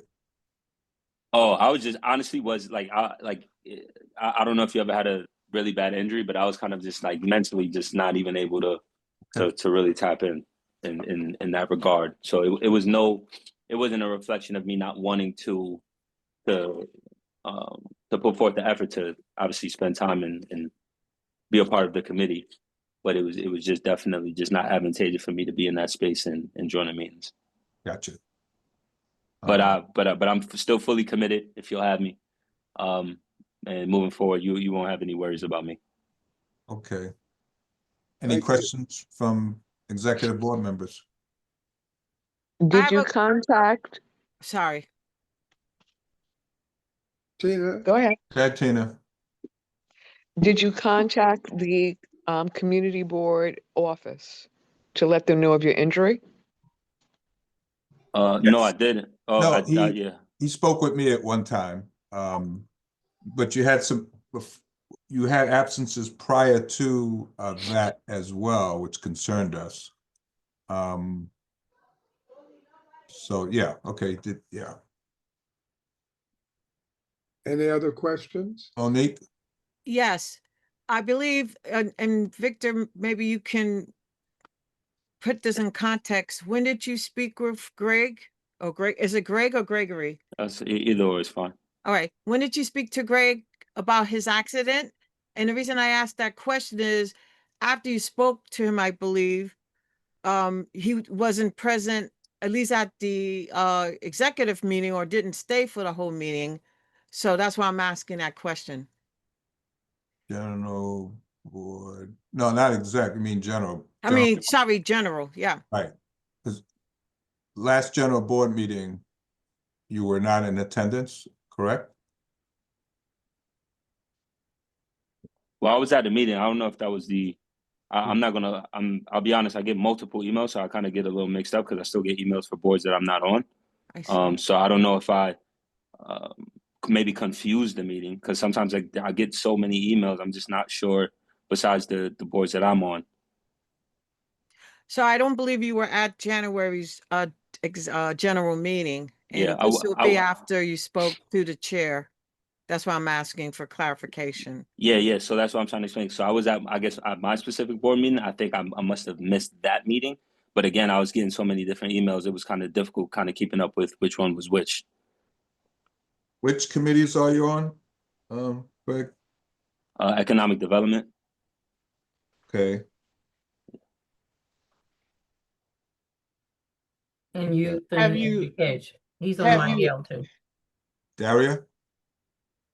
That was actually my question, what committees he was on, and also, how long have you been on the board, Gregory? I got on the board, I believe it was not too long prior to the summer, if I'm not mistaken. So So this first, past spring, Okay, thank you. spring of last year. Joyce? Yes, you said that you're on the Economic Development Committee. Which meeting did you attend? I was with you in the meeting last month. Last month? Yeah, I was with you. Okay. Just asking. And which other committee? Mr. Bruno? He's on YEL. He's on Okay, youth and education and education. libraries, yes, okay. Yeah, and he attended prior to his accident. Okay, That's good to know, thank you. thank you for that. Other questions? Nope. All right. Ashley, just have him step back out for a moment. We'll be right back with you. Okay. Mr. Brito. And thank you for coming. Okay, I just removed him. Okay. What do we have here? What if any is the consensus? Well, for youth education and libraries, I'll say that if he's been absent. I know he had an accident. He said he was back 2 months. He wasn't there. But if he's committed and everyone else agrees, I'm willing to, allow him back. Okay. Any other comments or should we take a vote? What are we gonna vote on to keep? To be clear. So the vote would be to have him remain on the board or be removed. Gotcha. How many, Deidre, I'm sorry, let me raise my hand. No, we hear you, we hear you, go ahead. So you said he got here last spring, which would have been April and May, June. So he came to April, May, June, but hasn't been here since June, hasn't been to a meeting since June. Is that what you're saying, Deidre? Yeah, that's what I'm saying. I mean, since his accident, yes. So He was out in July, right? Since July, since he hasn't been back since September. But he was excused in September. So he hasn't been back since June. What do you mean since June? He hasn't, he started in June. He started in June. He started in June. He had an accident in July and he hasn't been back since September. Was he here? Was he present in September? He wasn't present in September, So no. he hasn't been back since June. Right. He hasn't been okay. back since Okay, June. since June, right, because July is no meeting, So right. when has he, like, he's only been to like 2 meet? I don't. mean, 2 or 3 meetings. But he attended the economic development meeting in January, So that's the only one he's ever attended. to my knowledge. What do you Yeah, have? yeah, that's what it sounds like. Well, he John Martin, attended we have the- virtually in November. He was excused. It says excused virtual. Economic development in September. Okay. So one online meet, September and January for economic development, and not since June for YEL. And one general board meeting. I'm just trying to get the number. I'm not sure. No general board meeting Right. since the fall. No general board. September, October, November, December, he was absent. He did offer that he was out of it as a result of his injury, serious injury. Okay. Could this be a case of resign and reapply? Come on, guys. I don't think that we should tell people when they need to reapply. I mean, if we allow them to resign. if we allow them to resign, I think that that's gracious. Because we don't, I think we're a kind group of people, but Vanessa, you had your hand up for a question? As Cameron. Mm-hmm. And Dijon. Okay, Vanessa? Unmute yourself, Vanessa. We can hear you. Vanessa, unmute. There you go. There we go. Okay. We still can't hear you.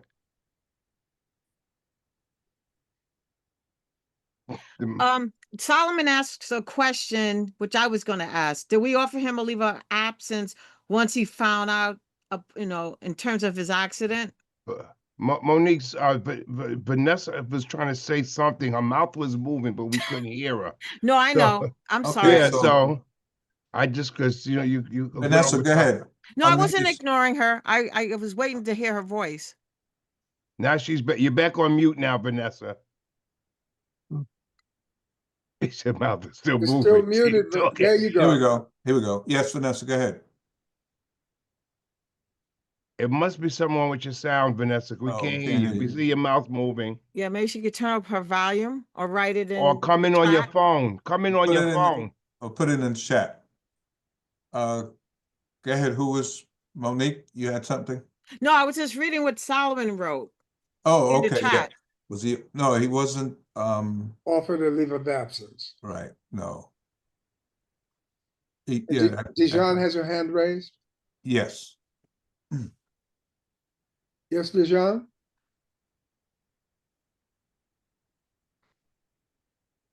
Is yours a legacy hand, Dijon? Went to try to get some water. What I was gonna say is, if we didn't offer him a leave of absence, he did get into a serious accident, and now he started to attend again. Would it not make sense? And he just basically just started right before his accident. Would it not make sense to just revisit this in a few months? And if his attendance is still bad, then we vote and remove him. And if his attendance is better, then we'll know it really was because of the accident. I feel like it's a little unfair to judge him under those circumstances. Does that make sense? I agree. I do too. I like that.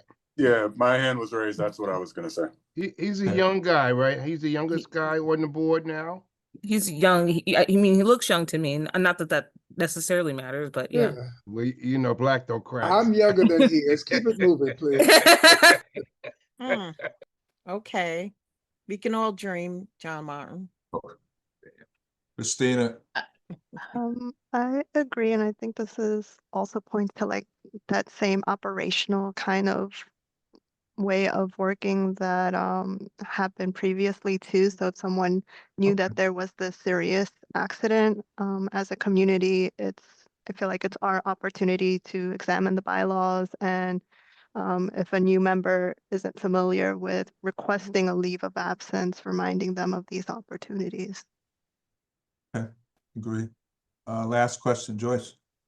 Yes, as a new member, he did express his confusion as to the meetings he's supposed to attend. So as a new member, maybe we should let him explain to him the meetings that he's supposed to attend, the committee meetings as well as the general board, so that he knows. Okay. Right?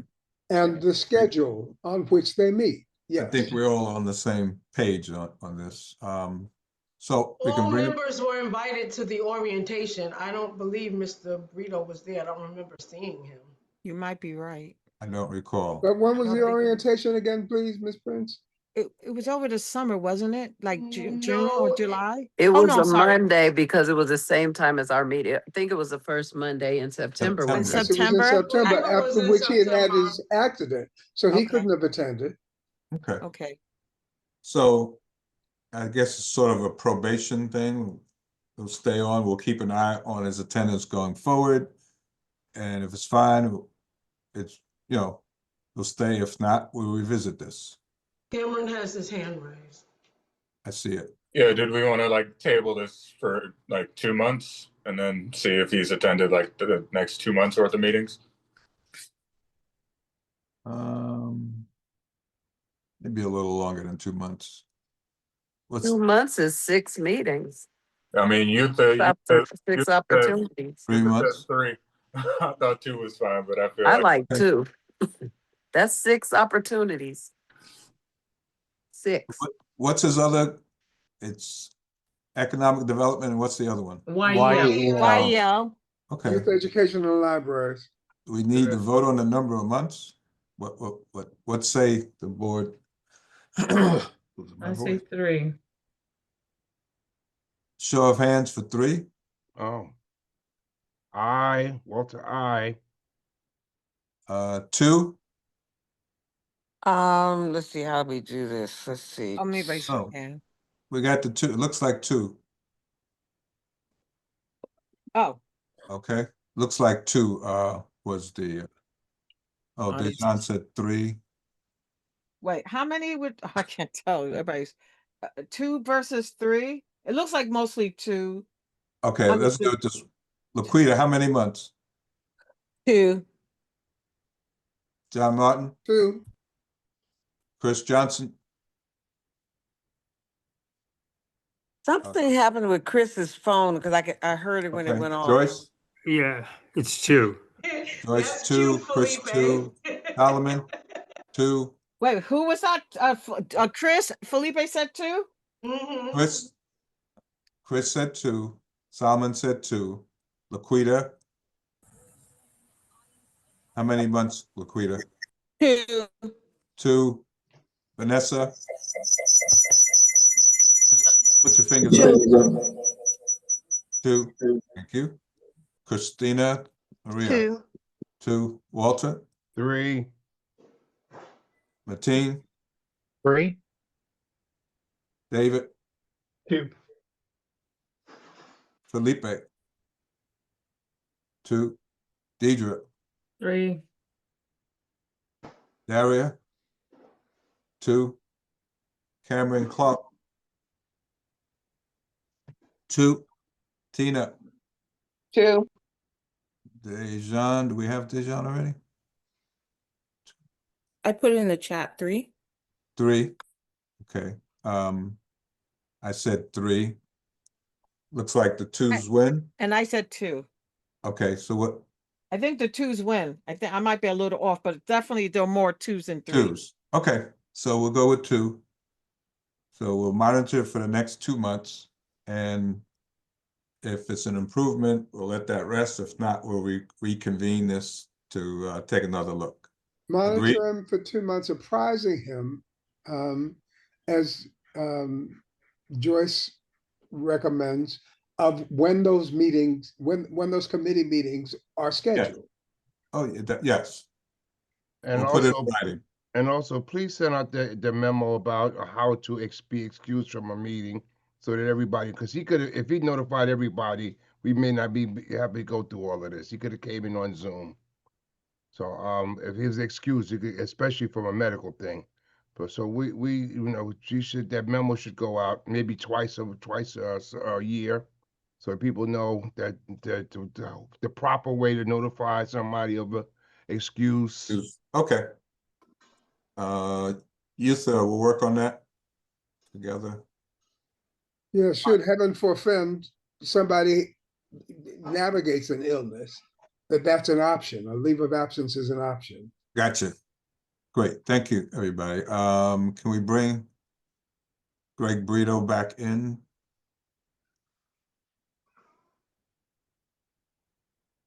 There he is. Greg Brito, you back?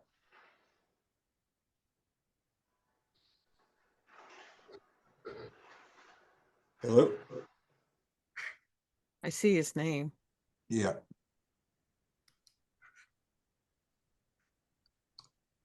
I think Greg is just shy. Greg Brito, you there? Slow to warm. He's muted. Mr. Brito. Okay. Here we go. He's unmuted. Yeah. You there? Uh-oh. Did we lose him? Looks as if we may have, yeah. Okay. Oh, wow. Yeah, I guess he maybe accidentally left. Okay.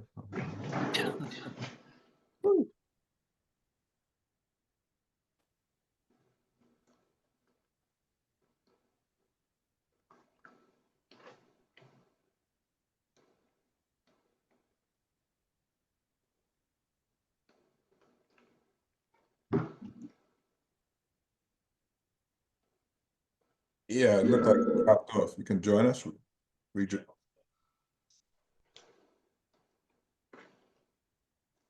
Okay, I'll look for you. Ooh. Man.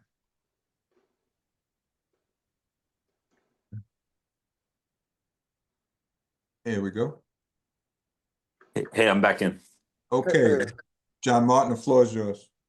Very good. All right. So it is the consensus of the executive committee that you be afforded the opportunity to continue your membership, board membership, for 2 months, during which your attendance at general board meetings and committee meetings will be monitored. And you know when the general board meeting is? What day is it? It's the 3rd Thursday of every month. Okay. At 6:30. Economic Development Committee meets the 1st Tuesday of every month. Yes? Yes. Should get that down. And is it Youth Education and Libraries, the other committee? Yes. Yes, When and that's does the that mean? second Tuesday It's of the every month. 2nd Tuesday of every Second month. Tuesday. All meetings, all board meetings, general and committee meetings meet at 6:30. The committee meetings meet in the conference room, and the general board meeting, as you as you likely know, meets down at the Forum. Yes? Yes. All right. Great. Any questions for us? No, appreciate you guys. Okay, looking Likewise. forward to having Appreciate you you on. too, man. Thank you. Mr. Burrito, Likewise. if you have any questions or need any assistance, please feel free to contact the district office. I left my email in the chat. Okay, can you just throw it back in there one? Oh no, I have Sure. your, I think I have your email. Hold You on. have you should have my number as well. Yeah, I definitely. All right. Yeah, actually, I have your email, so I'll reach out to you if any questions. Okay. Okay. And it's All right. good to know that you're on the mend. Yes, I appreciate that. Yes. Thank you. That's for sure. That's for sure. Thank you. All right. You want me to- Okay. am I getting off now? Yes. All right. Thanks, No, guys. not get off the Everyone have a safe meeting. night. Getting off easy. All right. See you next Thursday. All right. Yes, See sir. you Yes, next sir. Thursday. All right. Mhm. Okay. Ashley, is Heather still in the waiting room? Yeah, I'm gonna add her in right now. Okay, let's move forward. Time is moving away from us. Okay. Where do we go first? Next thing up is oh Jesus. I would say for the sake of time, we would skip the committee reports this month. I second that. Third. Okay, unanimous consent. Unanimous consent. Unanimous. Rebecca and Marita.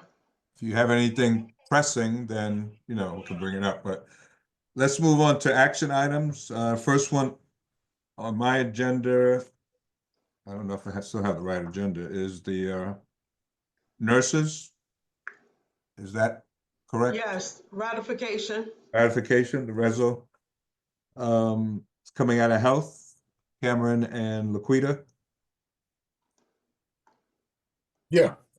So do you need me to speak to it? Yes. I'd like to thank everyone for responding so quickly so that we could get this resolution out. It was one that was written and presented in a hurry because we wanted to have some impact, immediate impact on what was happening. So we were able in just a couple of days after reviewing and making any modifications, having a unanimous vote from the executive committee. It was an important resolution, and there are a lot of details that we put in it because we had done one of these in acting prior in 23, so we knew what had to be a part of it, including some of the new resolutions. Certainly in the interim now, 2 of the 3 hospitals have approved the or have settled their positions, though not in as favorable a way as many would like. But at least the nurses will be getting back to work at Montefiore and Mount Marita, I Sinai. don't see you in the In waiting terms room. of, You just have to can you join hear the me? meeting again. Can you hear me? Yes. In terms of New York Presbyterian, Columbia, there's still the strike because they did not consent to everything that, say, Mount Sinai and Montefiore did. They weren't pleased with the deal, so there's still some negotiation that's happening. I think that the committee will and the general board should monitor this, and there may be some further actions. And I don't know, Cameron, if you wanted to speak to any specifics that we had presented in the resolution. But that's what I wanted to say in terms of my feedback that I've gotten today relative to how it being outstanding. So there may be something else we have to do, but I think that there are 2 resolutions apparently, as I understand it. One came from, of course, CB9, and CB12 modeled their resolution after ours. So at least those two are in the forefront because these hospitals are right in our community and they certainly impact our district, maybe even more than other districts in the city, though they're, big hospitals and widely used. So we're just That's my looking at, comment right now. are we still looking at doing for both items 1 and 2, ratification of both, or just the one for Presbyterian, since Mount Sinai had settled? I think We did do, No. we did send out that letter as well, and you'll see that the top letter is devoted to those persons at New York Presbyterian. As it turns out, we didn't list we listed most of the names with New York Presbyterian. I got a call because No. What I'm asking, Laquita, are we sending them still to both hospitals? Oh, yes. Yes. Yes. Okay, good. All right, let's move forward. And thank you. Mm-hmm. Should we talk about unanimous consent? Or do we need to Second. through it? I was gonna say, unanimous consent. That's what I heard. I heard it second. Anybody object? Anyone abstaining? Hearing none on either items. Ratification passes. Thank you. Next up, the resolution regarding fire safety, home heating, and extreme cold temperatures in New York City.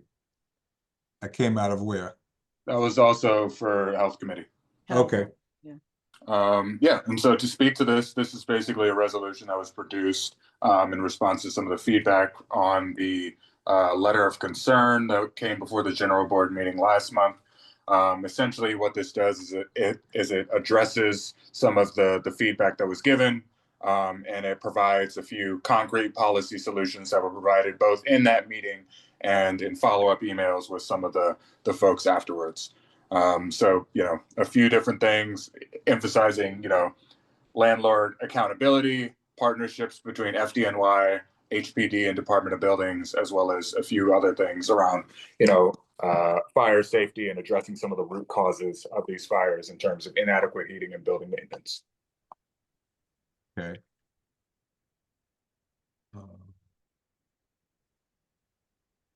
Any Is this? questions?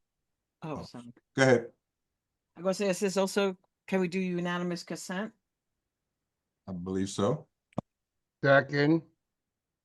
Any objections? Abstentions from this? Great, good job, thank you. We're trying to reach out to FDNY also regarding like tips, fire prevention tips, because Trainings, as it were. every day there's a fire somewhere, and some are deadly. Many have been deadly, so unanimous consent passes. Yes. Okay, yeah, it looks like, yeah, if it's unanimous consent, then it passes. Yeah. So I have a question. Where's Shanique, Shantae? She was on earlier. Was she not was. invited to come back on? Oh, that's right. Right, she's not there. Oh, okay. Well, give her a call. Have her come Okay. back. Meanwhile, let's, what's up And next? thank you, everyone, for that. Thank you. Mhm. Next, SLA applications. who, what? SLA applications until Shantae comes on to discuss the cannabis applications. Okay. Who? Solomon? Yeah, I can speak to this. So Joe Jock, they came before the board. They're going to be reopening the establishment where the cantina used to be. So this is more of a family restaurant type setting that they're trying to open there. We did make them aware of the history of that particular location. They feel that they're going to be making some soundproofing improvements, as well as, they're not going to, from the owner's standpoint, they're not going to be blaring loud music. They're trying to keep it, more of a family type of setting. The 26th precinct didn't have any issues with it. The committee didn't have any issues with it. We look forward to them, being in that space. I think they're targeting a May opening. Okay.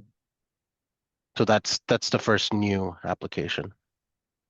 All righty. The renewal, you could see here, LaSalle Dumpling Room. 26 had no objection. Committee has no objection. There's nothing, no outstanding violations or complaints. Chopped Parsley came before, the owner came before us. Chopped Parsley has a liquor license already, but because they are moving to a new location, the way SLA works is they have to apply for what's referred to as a renewal and then removal. So they're, so what in a sense what happens is that the liquor license that they presently have gets removed from that particular address, that location, and then they would get renewed or reissued, I should say, at the new location. So the owner came to us kind of explaining the situation. The location they were presently in, they were there for about 10 years. The landlord that's of that space does not want to renew the lease for them, so that's why she has to move, and that's why they have to go through this renewal removal process with SLA. No issues with the 30th. No violations. No complaints regarding the establishment. Where's that located again? They were on the corner of 146th Street in Amsterdam, and they are moving kind of around the corner, so they'll be on Amsterdam now. Gotcha. Ban Shop, just a renewal, a liquor license. 26 precinct had no objection. No open violations or existing complaints. And then you could see the removal application for chopped parsley. Yutha, there's just a slight typo there. I think it's missing an E for removal. Okay. Yeah. Unanimous consent to all. And Chair, I did want to let you know that the George, which is a new establishment that's being opened up in one of the new Columbia buildings. Right. They did apply for a new liquor license, but they did not attend the meeting. The committee did decide to table that until they show up. Okay. Agreed. Unanimous consent to all. Second. With necessary fixing the typo. Necessary corrections, I guess. No, Solomon is fired. That's it. Okay. It wouldn't be Solomon, that would be me. Well, you can't get fired. That easy. Oh no! You just fired me, Walter. No, you're not getting off that easy. Oh. So I heard unanimous consent. Second. Any objections? Abstentions? Okay. Passes. Moving on. I guess we're going back to the cannabis applications. Oh, okay. Very good. Oh, cheers. Okay, yep. So we presented and shared 3 letters of support. The task force met, and we had discussions around these 3 applicants. 2 of them are new and 1 is a renewal. And, being mindful of time, I believe the bullets for each letter that we shared stated our concerns, but overall, we thought they would be good community partners. Shantae, did you want to add anything? Pretty much that the presentation was also enlightening with Rihanna, and we were also able to like Monique's. Yeah, go ahead. You wanted to say No, something? I'm sorry. So we're not going to talk about Oh, our okay. meeting. No Okay. reporting out, which is focused on the letters of support for the Got it. the legal dispensaries. Okay, sorry about that. No, So it's okay. yes, we did have the opportunity to meet with all three. We did raise some concerns. One of the concerns were the security, loitering concerns about the, I believe, 747 Amsterdam. That was for the Devon's Fish Market. And then we also had, like Monique said, the renewal of our, I believe his name is Leo from Leo. Yes, Midnight Room. yes, right. Leo, who is an active participant in our cannabis task force meetings. So, um, besides that, we did have another dispensary that we were supposed to also meet with. Did you want me to address that, Monique, or just? You can if you can highlight the two that met with us, just for the Okay, committee to okay, be yes. aware. Okay, yes. And so yeah, basically we all agreed that these businesses and these dispensaries would be um okay as far as moving forward with having business there. Like I said, the concerns were just of the loitering for one of them, and maybe for having more educational opportunities for people in the neighborhood that may want to work at a dispensary. You know, how can we get the people who are interested in working or, you know, being a part of the cannabis cultivation, and how can they get involved? So that was mostly what we kind of discussed. I don't know if I left anything else out. Unanimous consent. Well, Second. a question? Yes. Yes, John Martin. Ms. Stiles, did I understand you to say that there was some issue with, what is it, Devon's Fish and Chips, which is at 747 St. Nicholas Avenue? St. Nicholas, yeah.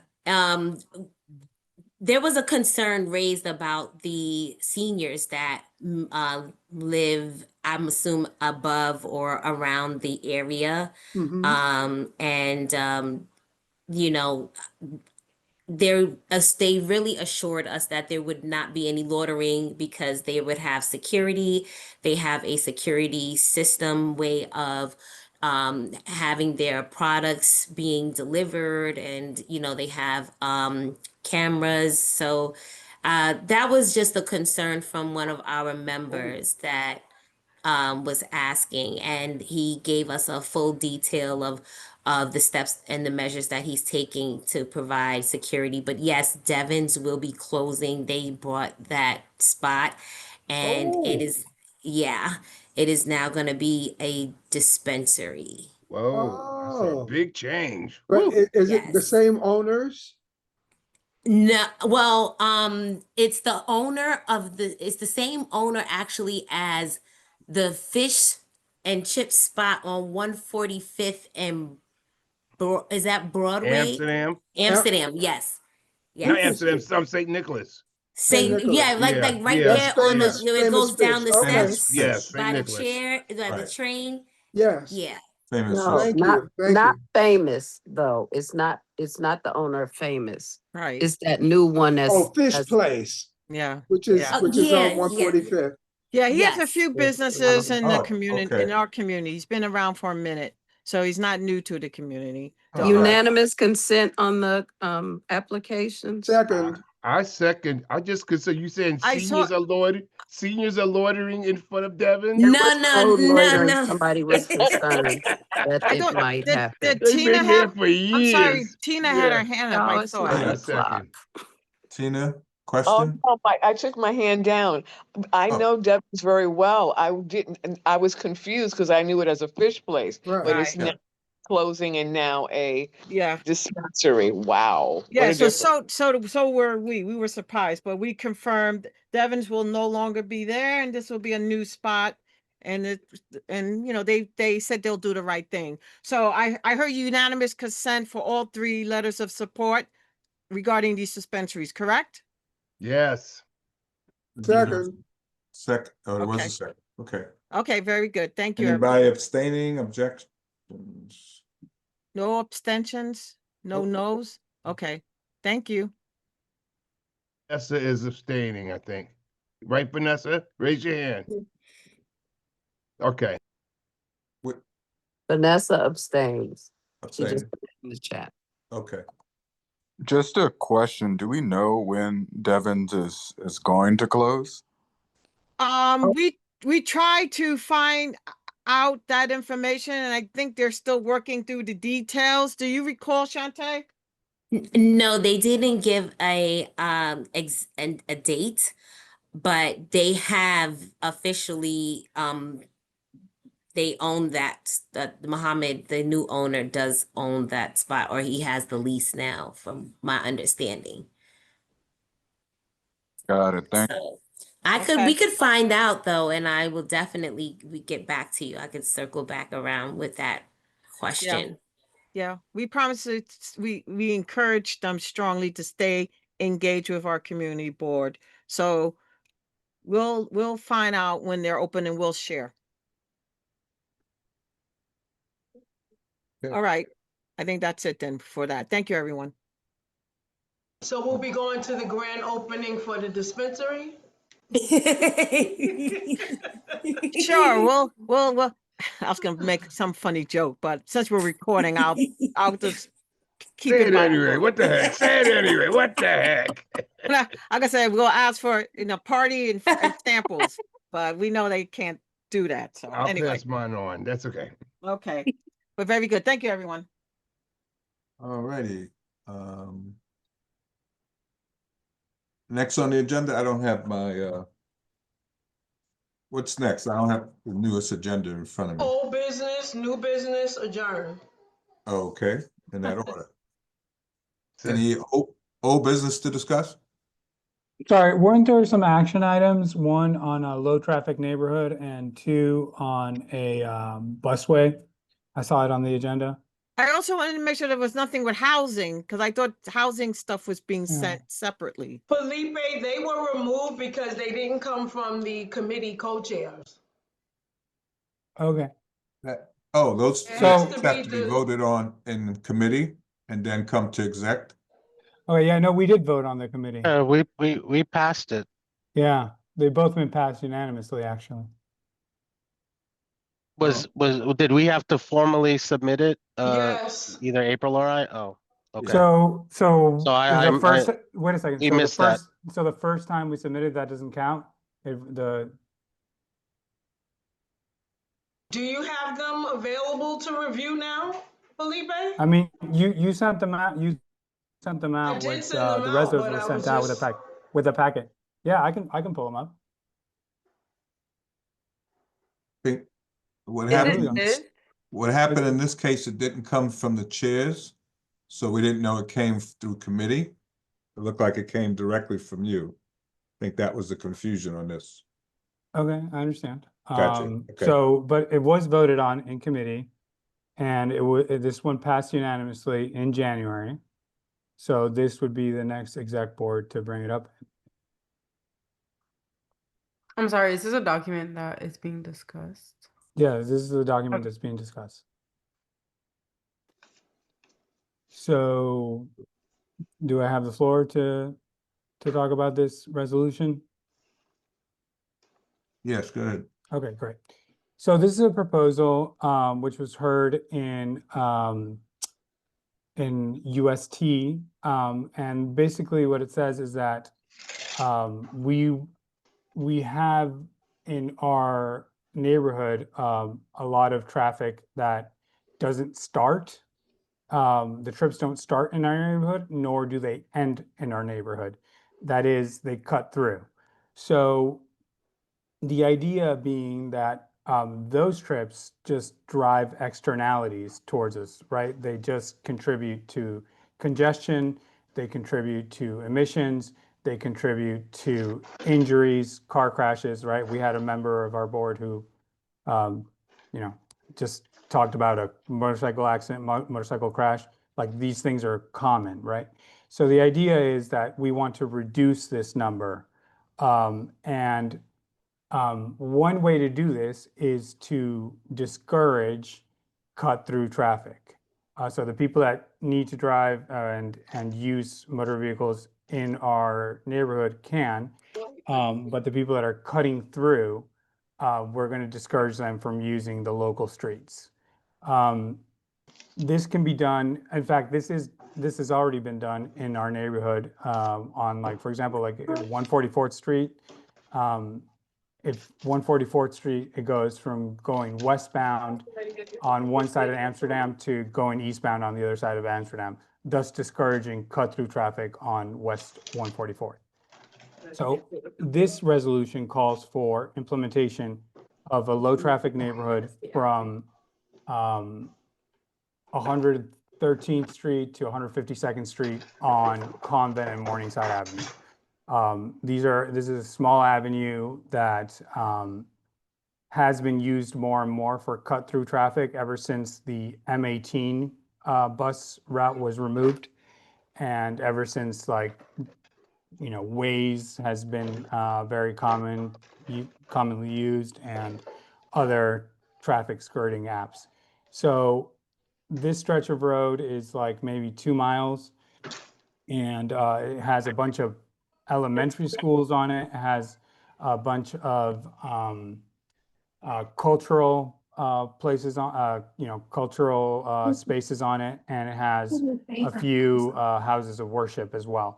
So what we are calling for is a pilot of this area to be implemented, and for, you know, DOT to do the, you know, the additional signage, to reach out to the stakeholders, to really do all the due diligence that needs to be done for this street improvement to come to us. So what does low traffic implementation look like, though? Yeah, I can show you, actually, if you let me. I think it's like, if I could just show you a. I mean, are there speed bumps? Are they road closure? What exactly? It's a mixture. I think the one that you know, it's a mixture of everything, really. I think something like changing the direction of travel allowed is probably the best, so that you can't go straight from Morningside Avenue and 110th Street to Convent Avenue and 152nd Street in one straight shot. You have to use a larger avenue like Amsterdam Avenue or St. Nicholas Avenue. So if I could just share the screen, there's a little schematic.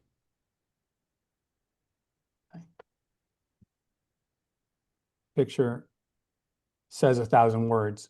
So you go from this, so this is a grid, right?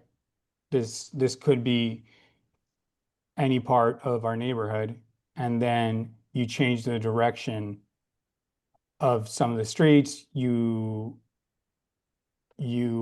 install like little parklets, you expand crossing areas, you do some what do we call it, daylighting, which we passed here. And then this is what the car traffic would look like. And then this is what it looks like for bikes, pedestrians, and you know, people with strollers, people in wheelchairs, everybody else. So diagonal diverters. So you see, like, traffic can still go wherever it needs to go. There's no changes in what places cars can access. It's just that they just have to go around. They have to loop around.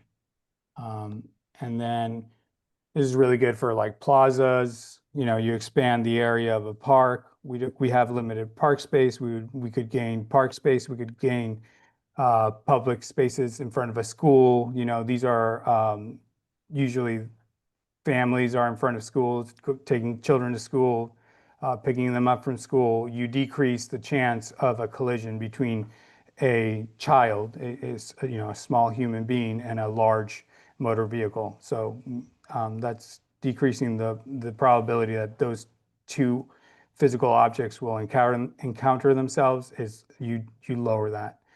And yeah, through driving is redirected. They make the street safer, it reduces crimes because you actually have more eyes on the street. You have more people walking around and having eyes on the neighborhood. You improve the air quality because less emissions, and you boost active travel. And you know, you literally can make people healthier. You know, we talk about life expectancy in our neighborhood being lower than the average of the rest of Manhattan. This is one thing that we can do. The nice thing is that they're self-enforcing, so we don't have to worry about any bias in how law enforcement may enforce this. It's literally boulders and plastic diverters and paint on the street. And then the extra community comes right back to us, comes back to everybody who uses it. And then you know, like less need of like other kinds of street improvements because this kind of infrastructure is self-sustaining.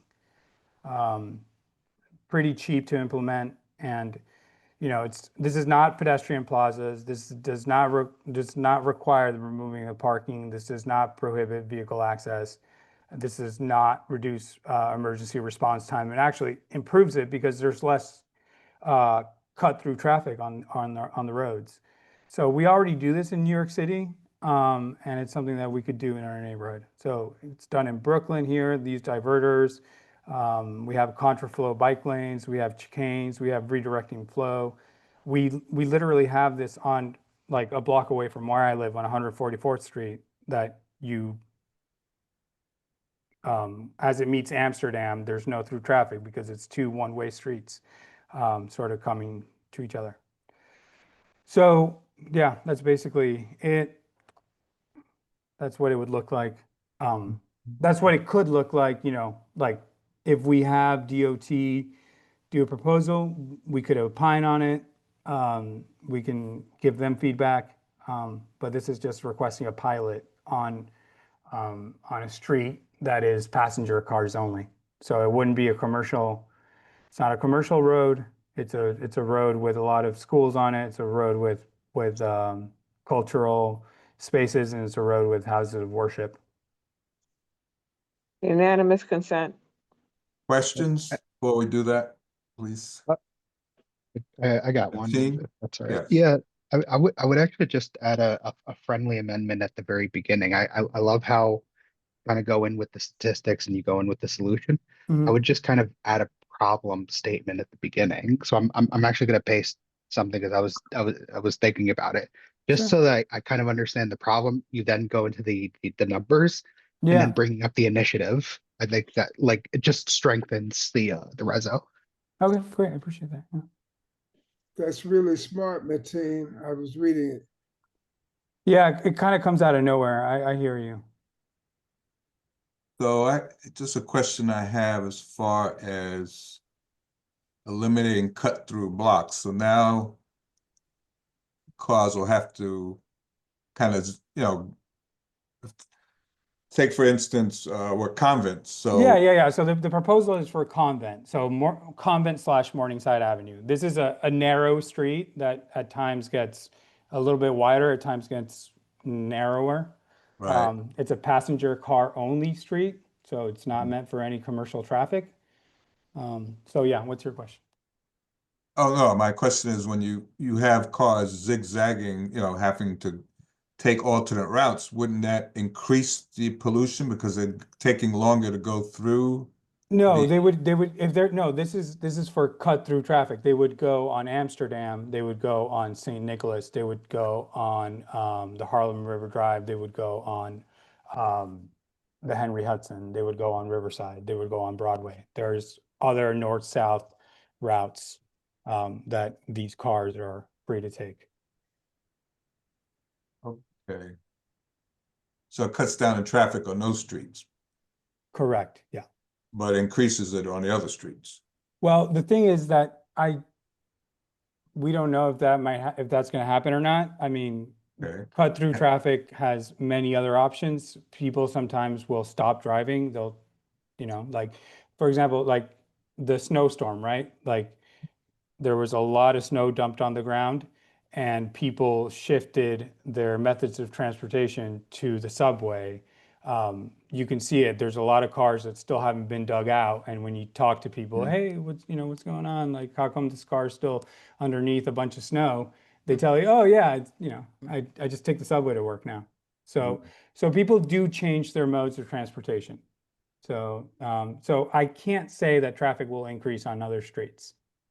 Okay, I asked that because I live on Riverside, Yeah. right? And the traffic here right now is already horrendous. Intense. When they added the congestion pricing, I saw the traffic increase there, even though you keep telling me it's not. So Well, what the has data- happened? Wait yeah. 1 second. Yeah. What has happened, they say the air quality in Manhattan has improved. Yeah, if you live below the congestion area, it's Right. gotten worse up Right. here. That's what I see, because Yep. I see cars park up here all the time that weren't here before from Jersey. The traffic has increased tremendously on Riverside because they don't want to go downtown. They drive until they can find something. So sometimes when you push it from one area, you're pushing it into another area, and that's what I'm afraid. I drive Convent. Not a lot of people drive Convent. Right now, the lights kind of slow people down. They'd rather be on St. Nick on Amsterdam. So I was just curious about that perspective. Yeah, the placement on Convent is sort of like the reason I picked it is because there was a history of divestment from Convent Morningside Avenue. There used to be a bus that ran on Convent and Morningside Avenue called the M18, and before that it was actually called the M3, which was actually taken out for 6 years in the 90s, and community board members actually fought to get it back. And so I think that it's sort of like a legacy to that fight, to the M3A. It's a legacy to that fight, that to say, hey, you know what, like we would like some improvements on this strip. It's an avenue, it's a north-south avenue that doesn't it doesn't go all the way, so it's often neglected or ignored. So maybe this is a way to correct for that. Okay. Hey, Victor, Cameron let has me his hand chime in up. for a Chris? second. Yeah, Take go ahead. Yeah. To your point, the only concern I have about this is the traffic on St. Nicholas, especially around 145th Street, where we have the schools. That would be a big issue, as that traffic is already out of control, especially during the school hours. So to your point on that, otherwise, I think it's a great concept. Right. So yeah, I know what you mean, Chris. And I think that like, because traffic is so bad on St. Nicholas, I think that there are plenty of cars that make a left and then make a right on Convent and then speed out on Convent and use Convent as a sort of like a back road and disregard our speed laws. So this would correct for that. Cameron? Yeah, no, I think this is like a great resolution. I also support a teens, friendly amendment. I think, the parallel that I feel like I draw to with this is, sort of when Central Park used to have sort of like open roadways. And like a lot of drivers would use them to sort of just like cut through and get through, avoid some of the traffic. But what that would end up doing is like, creating situations for a lot of folks where they would see a car coming out of nowhere in an area where they think that it's like, where it feels pedestrianized. And so, it would just create dangers where people are getting cars where they're not expecting to see cars, and creating like sort of a hazard for both vehicles and for folks. So I definitely support this. I think that Convent, you know, is like a fairly quiet street, relatively for New York. But you know, I think that this is definitely, you know, I think a street where, you know, especially if it's like a pilot program that we would explore and then sort of revisit and then give our feedback, you know, as it sort of, you know, is implemented. I would say probably gradually. Okay, John Martin. My concern is similar to Victor's. I live on Riverside too, and Riverside is a cut through off of the Henry Hudson. You know, Maybe we could do a low traffic neighborhood north there and too. south, people coming and going. Yeah. Cut through Riverside to avoid the traffic jams. You know, going north to the bridge and coming south from the bridge. And what occurs to me is that what is likely to happen, as Victor suggested, Yeah. you know, Well, more traffic will cut through Riverside. so what we could do is that if this works, we could implement it on Riverside. That would Where solve do that you problem. think those cars would go? They would go somewhere else. Like where? Yeah. I mean, there's other ways. So you're Have you talking been on about Riverside during rush hour? So Felipe, I suggest you come. that's how I do. I commute to the hospital at 168th Street, and I sometimes will take Riverside Drive. So. And how are you commuting? Sorry? How do you commute? I usually bike. So Okay. So those cars, if you're talking about New Jersey drivers, they have other ways to get into the city. They can take the Holland Tunnel, they can take the Lincoln Tunnel, right? Like, so Not if you're coming from north of the city. That's how you come. you can stay on the Jersey side. But this is about Convent. So like I'm saying, like maybe this works on, like I think this is going to work on Convent. If it works on Convent, why not extend it to Riverside? Okay. If it doesn't work on Convent, then we scrap it and we don't.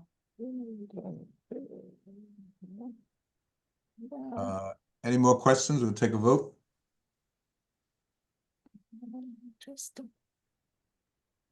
Monique? Okay. Call the roll. Joyce?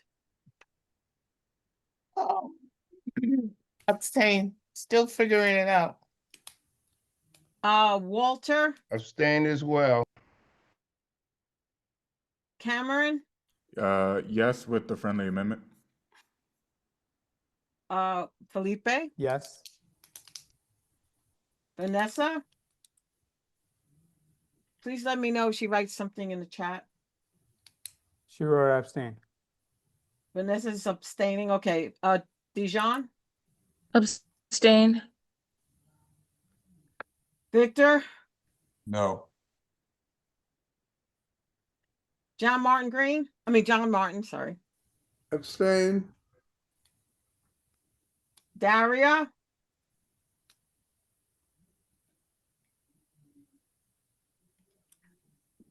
Okay, Monique? I'm gonna abstain. Laquita?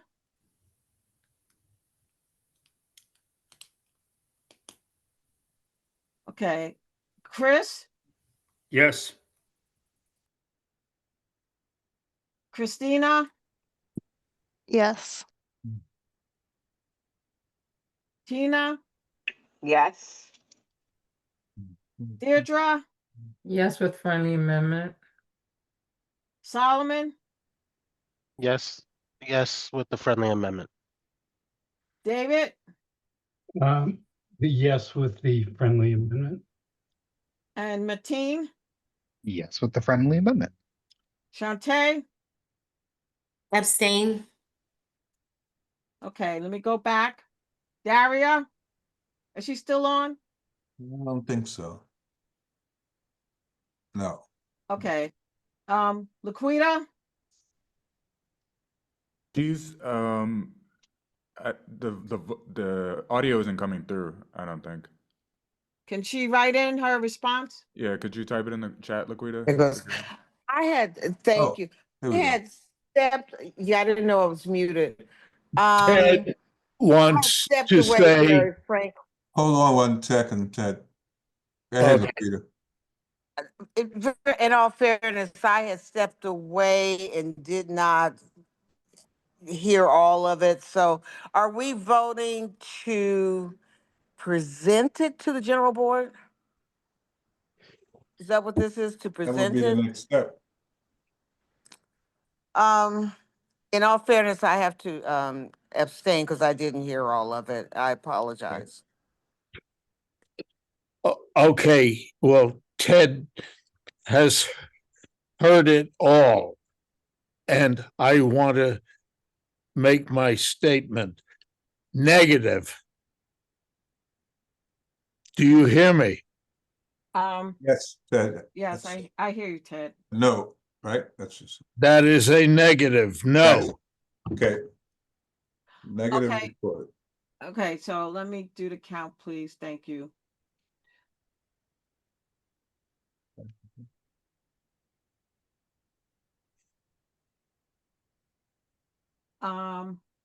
Okay.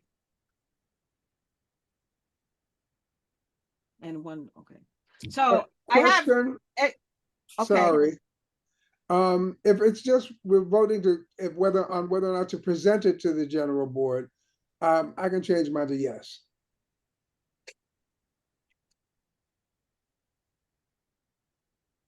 And if So that's- can I. Okay, so okay. And if it's just, I can go back then. If it's just a matter of should it move forward for discussion, for vote at the general board, then I can say yes as well. Okay. So with that said, it was 9 yeses and and plus the 2, 9, 10, 11 yeses. So it looks like we would move forward to present it at the general, if my math is correct. What is the So it looked like vote? it looked like it was 11 yes and 8 abstentions and 1 no. 2 no's. 2 no's. John Martin did from a no. But John Martin, okay, Victor, sorry. John Martin was a no, but now No, he's a yes. I was an No, he wasn't abstain. a no. I mean abstain, sorry. So Ted it's was a no and I was a no. Ted and Victor. Okay, Yes. got it. I had 11 yeses, 7 abstentions, 2 nos. Oh, Gotcha. 7 and 2. Okay, thank you. Great. All right. So it looks like then it's going to be presented at the general board General meeting. board. Gotcha. Okay. All right. Next. Is there any more? There was Yeah. another one, but I think we don't have time. Let's just table it and I'll present it at the next exec board meeting. Okay. That's the busway? Yeah, that's the busway Okay, great. for a fast bus. Yes. I would unanimous consent for a fast I bus. want a fast bus. Yeah, Can we? Oh, I mean, if people want a unanimous unanimous consent, yeah. I just don't have time to present. I love fast buses. This was a resolution to get a fast bus on West 145th Street. That's all it is. As a resident And of West and 145th, it went back to UST because exec board wanted us to put in that we would get DOT to make sure to get the stakeholders involved. Unanimous consent? So in this case, the stakeholders would be the businesses, correct? Correct. Businesses, houses of worship, cultural centers, schools. Yeah, but the issue is that that's a job for DOT. Hang on for a second. Let's back up. This needs community support. That was the issue that was talked about. So yes, the community is our stakeholders also. There's also a further be resolved, that's sort of an interesting statement, that Manhattan Community Board 9 agrees to sign on to the attached letter jointly authored by all community boards in Manhattan and the Bronx in support of the 145th Street busway and pedestrian. I don't know. Where is that letter? Yeah, that's a You good point. cite a letter that's not Yeah, included. you're right, you're right. And also, what is It's basically, the enhance? that, so Chris, just, sorry, I can't see you, so I don't know when you're talking, but Yeah. basically it's like if other community boards sign on to a resolution for a busway, because this particular bus, the BX19, goes through our community board 10, Bronx Community Board 1, and it goes all the way to the New York Botanical Gardens. So that's what it's alluding to. But you're right. If the letter's not there, then it's premature to. All right, so we need to table this. We can table it. Okay. Yeah, table. Tabled. All right. All right, it's midnight. Better get a new clock, son. So, Motion to any old business? That would be you. Oh, don't do that again now. Now, let me explain. I live right, John Martin, I only live a block away from you. You know what I'm saying? And I remember chasing you home. I am from the Bronx, so. I can still chase you home from You school. know what that, I won't even say it in here. FOFA. Oh. All right? All right now. All right, a motion. Hey, can I just Yes, make a please. quick comment? And this is actually maybe a follow-up for Monique. The cannabis shop on 145th Street, right next to McDonald's, has a sign in the window that offers a discount to students. I would greatly encourage changing It would have that to be sign students that of age. says students. It would have to be college Correct. students. It Right. could never. Yeah. Correct. Thank you, I Chris. walked by. Yeah, I was like, wow. Okay, yeah, All we'll take care of that. Shantae, can you take care of that? I'm asking Yes. Shantae to do that because she might have a connection. Yeah. The connect. Yes, I will. Oh, she ratted you out. No, not a bad thing. Nothing No, bad. not at all. Is Not that kind of connection. Solomon still on? Shantae is the plug. What? Shantae is the plug. Right. The plug. Yeah, okay. The plug, that the works. connect, the middleman. Yeah. Yeah, we're gonna Just let don't her. kill me. That's right. That's right. But thank you, Chris, for Okay. bringing that to our attention. Anyone for UST still here? Felipe, Yes. you Chris, I no. just want to bring to your attention, bring to the chair's attentions, in McDonald's on 145th, we've had a lot of incidents there recently. I've gotten some complaints from just people in the neighborhood. So maybe we could talk to the 3-0 precinct about that. Chris, you talked about it last meeting, right? Yeah. Yeah. So Yeah. yeah. So in fact, I spoke to the manager, and we're going to get a hold of the franchise regional guy and try Okay. to bring him into a UST meeting. There's been some drug dealing that I witnessed while inside of that McDonald's. Gotcha. I Full want blown fight. I was there today passing Oh, by. There was a okay. fight right at the doorway. Oh, okay. And we always have people out there with clothing in front of the door. Yeah, it's bad in there. They actually need an armed security guard like they have at CVS across the street. Yeah, I agree. I was going to add, because I actually brought it up, Felipe, and on Saturday, I did witness 2 cop cars come and remove one gentleman from in front of the McDonald's. He left begrudgingly, but he left. So they did come out and to do their clearance, but it's got to be vigilance to keep people from hanging out there. So, right. Yeah, the 3-0 comes there often, you know. Yeah, But that place is notorious for also. Yeah. So I guess following up on what Chris said, regional director, somebody we might suggest they have an armed person there because it's pretty bad. yeah, it is. Pretty bad. I don't know how they Yeah. make money, but anyway, It's crowded. I know. They make money because kids are in there all hours of the day and night. Right. Okay. So actually, there's a little bit more to it. This group owns 30 locations, and some other properties. So I think it's in a winery or something. They're not small, they're significant. I think Okay. they have all of the McDonald's. They have 158th, 145th, 125th, and Oh, the wow. two that are on from Broadway over to Second. Yeah, they're not small at all. So I think it'll be an interesting conversation. We'll get a meeting and make Right. suggestions to them. Yeah, because if they're dealing drugs, Yeah, then that let's takes it get to them in. another Yep. level, Mhm. especially if Well, kids are in there. well, Jane, the you other had thing a is I'm comment? yeah, because I think the other thing was like I'm wondering if the 30th is also working with the transit police. Because what tends to happen is when that happens, they go into the Right. subway, That's Right. right. and then I don't know if that's a jurisdiction thing where the 3 is like, well, they're in the subway, and then Okay. transit police is like, well, they stepped out. I don't know if that's All if right. they Something do to that. investigate. Good point. Good point. You're right. Yep. But nobody's on as from UST. Well, Chris is still on. So Oh, They didn't know they mentioned Yeah, that. just to clarify, yes, Stumer did talk about this Yeah, he and talked about transit. indicated, along with the new commander, that they are working with the restaurant, but I think there might need to be a change of strategy.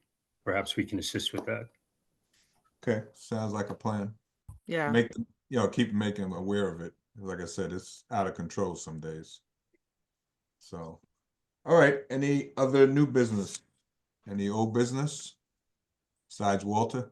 Oh, thank you. Birthday's next month. I want my present. Motion to adjourn at So move, 9:35. Ted. Ted, Second. okay. Meeting adjourned, 9:35. Thank you, everybody. Covered a Thank lot of you. stuff. Thank Night. you. Good Good night. night. Be safe. Good night. Take care, Go to bed early, everybody. Utah. All right, take care. Night all. Good night. Hi, you sir. All right, when we get out. Thank you. Walter, Good turn night, your camera Chair. off. Get home safe, right? I gotta catch my train. Okay. Yeah. I can tell by the background. Night, Laquita. Night, Ted. Take care. Will do. All right, good night, everyone. Night. Ashley, thank you so much. Of course. Great job. Thank you. You guys as well. Mhm.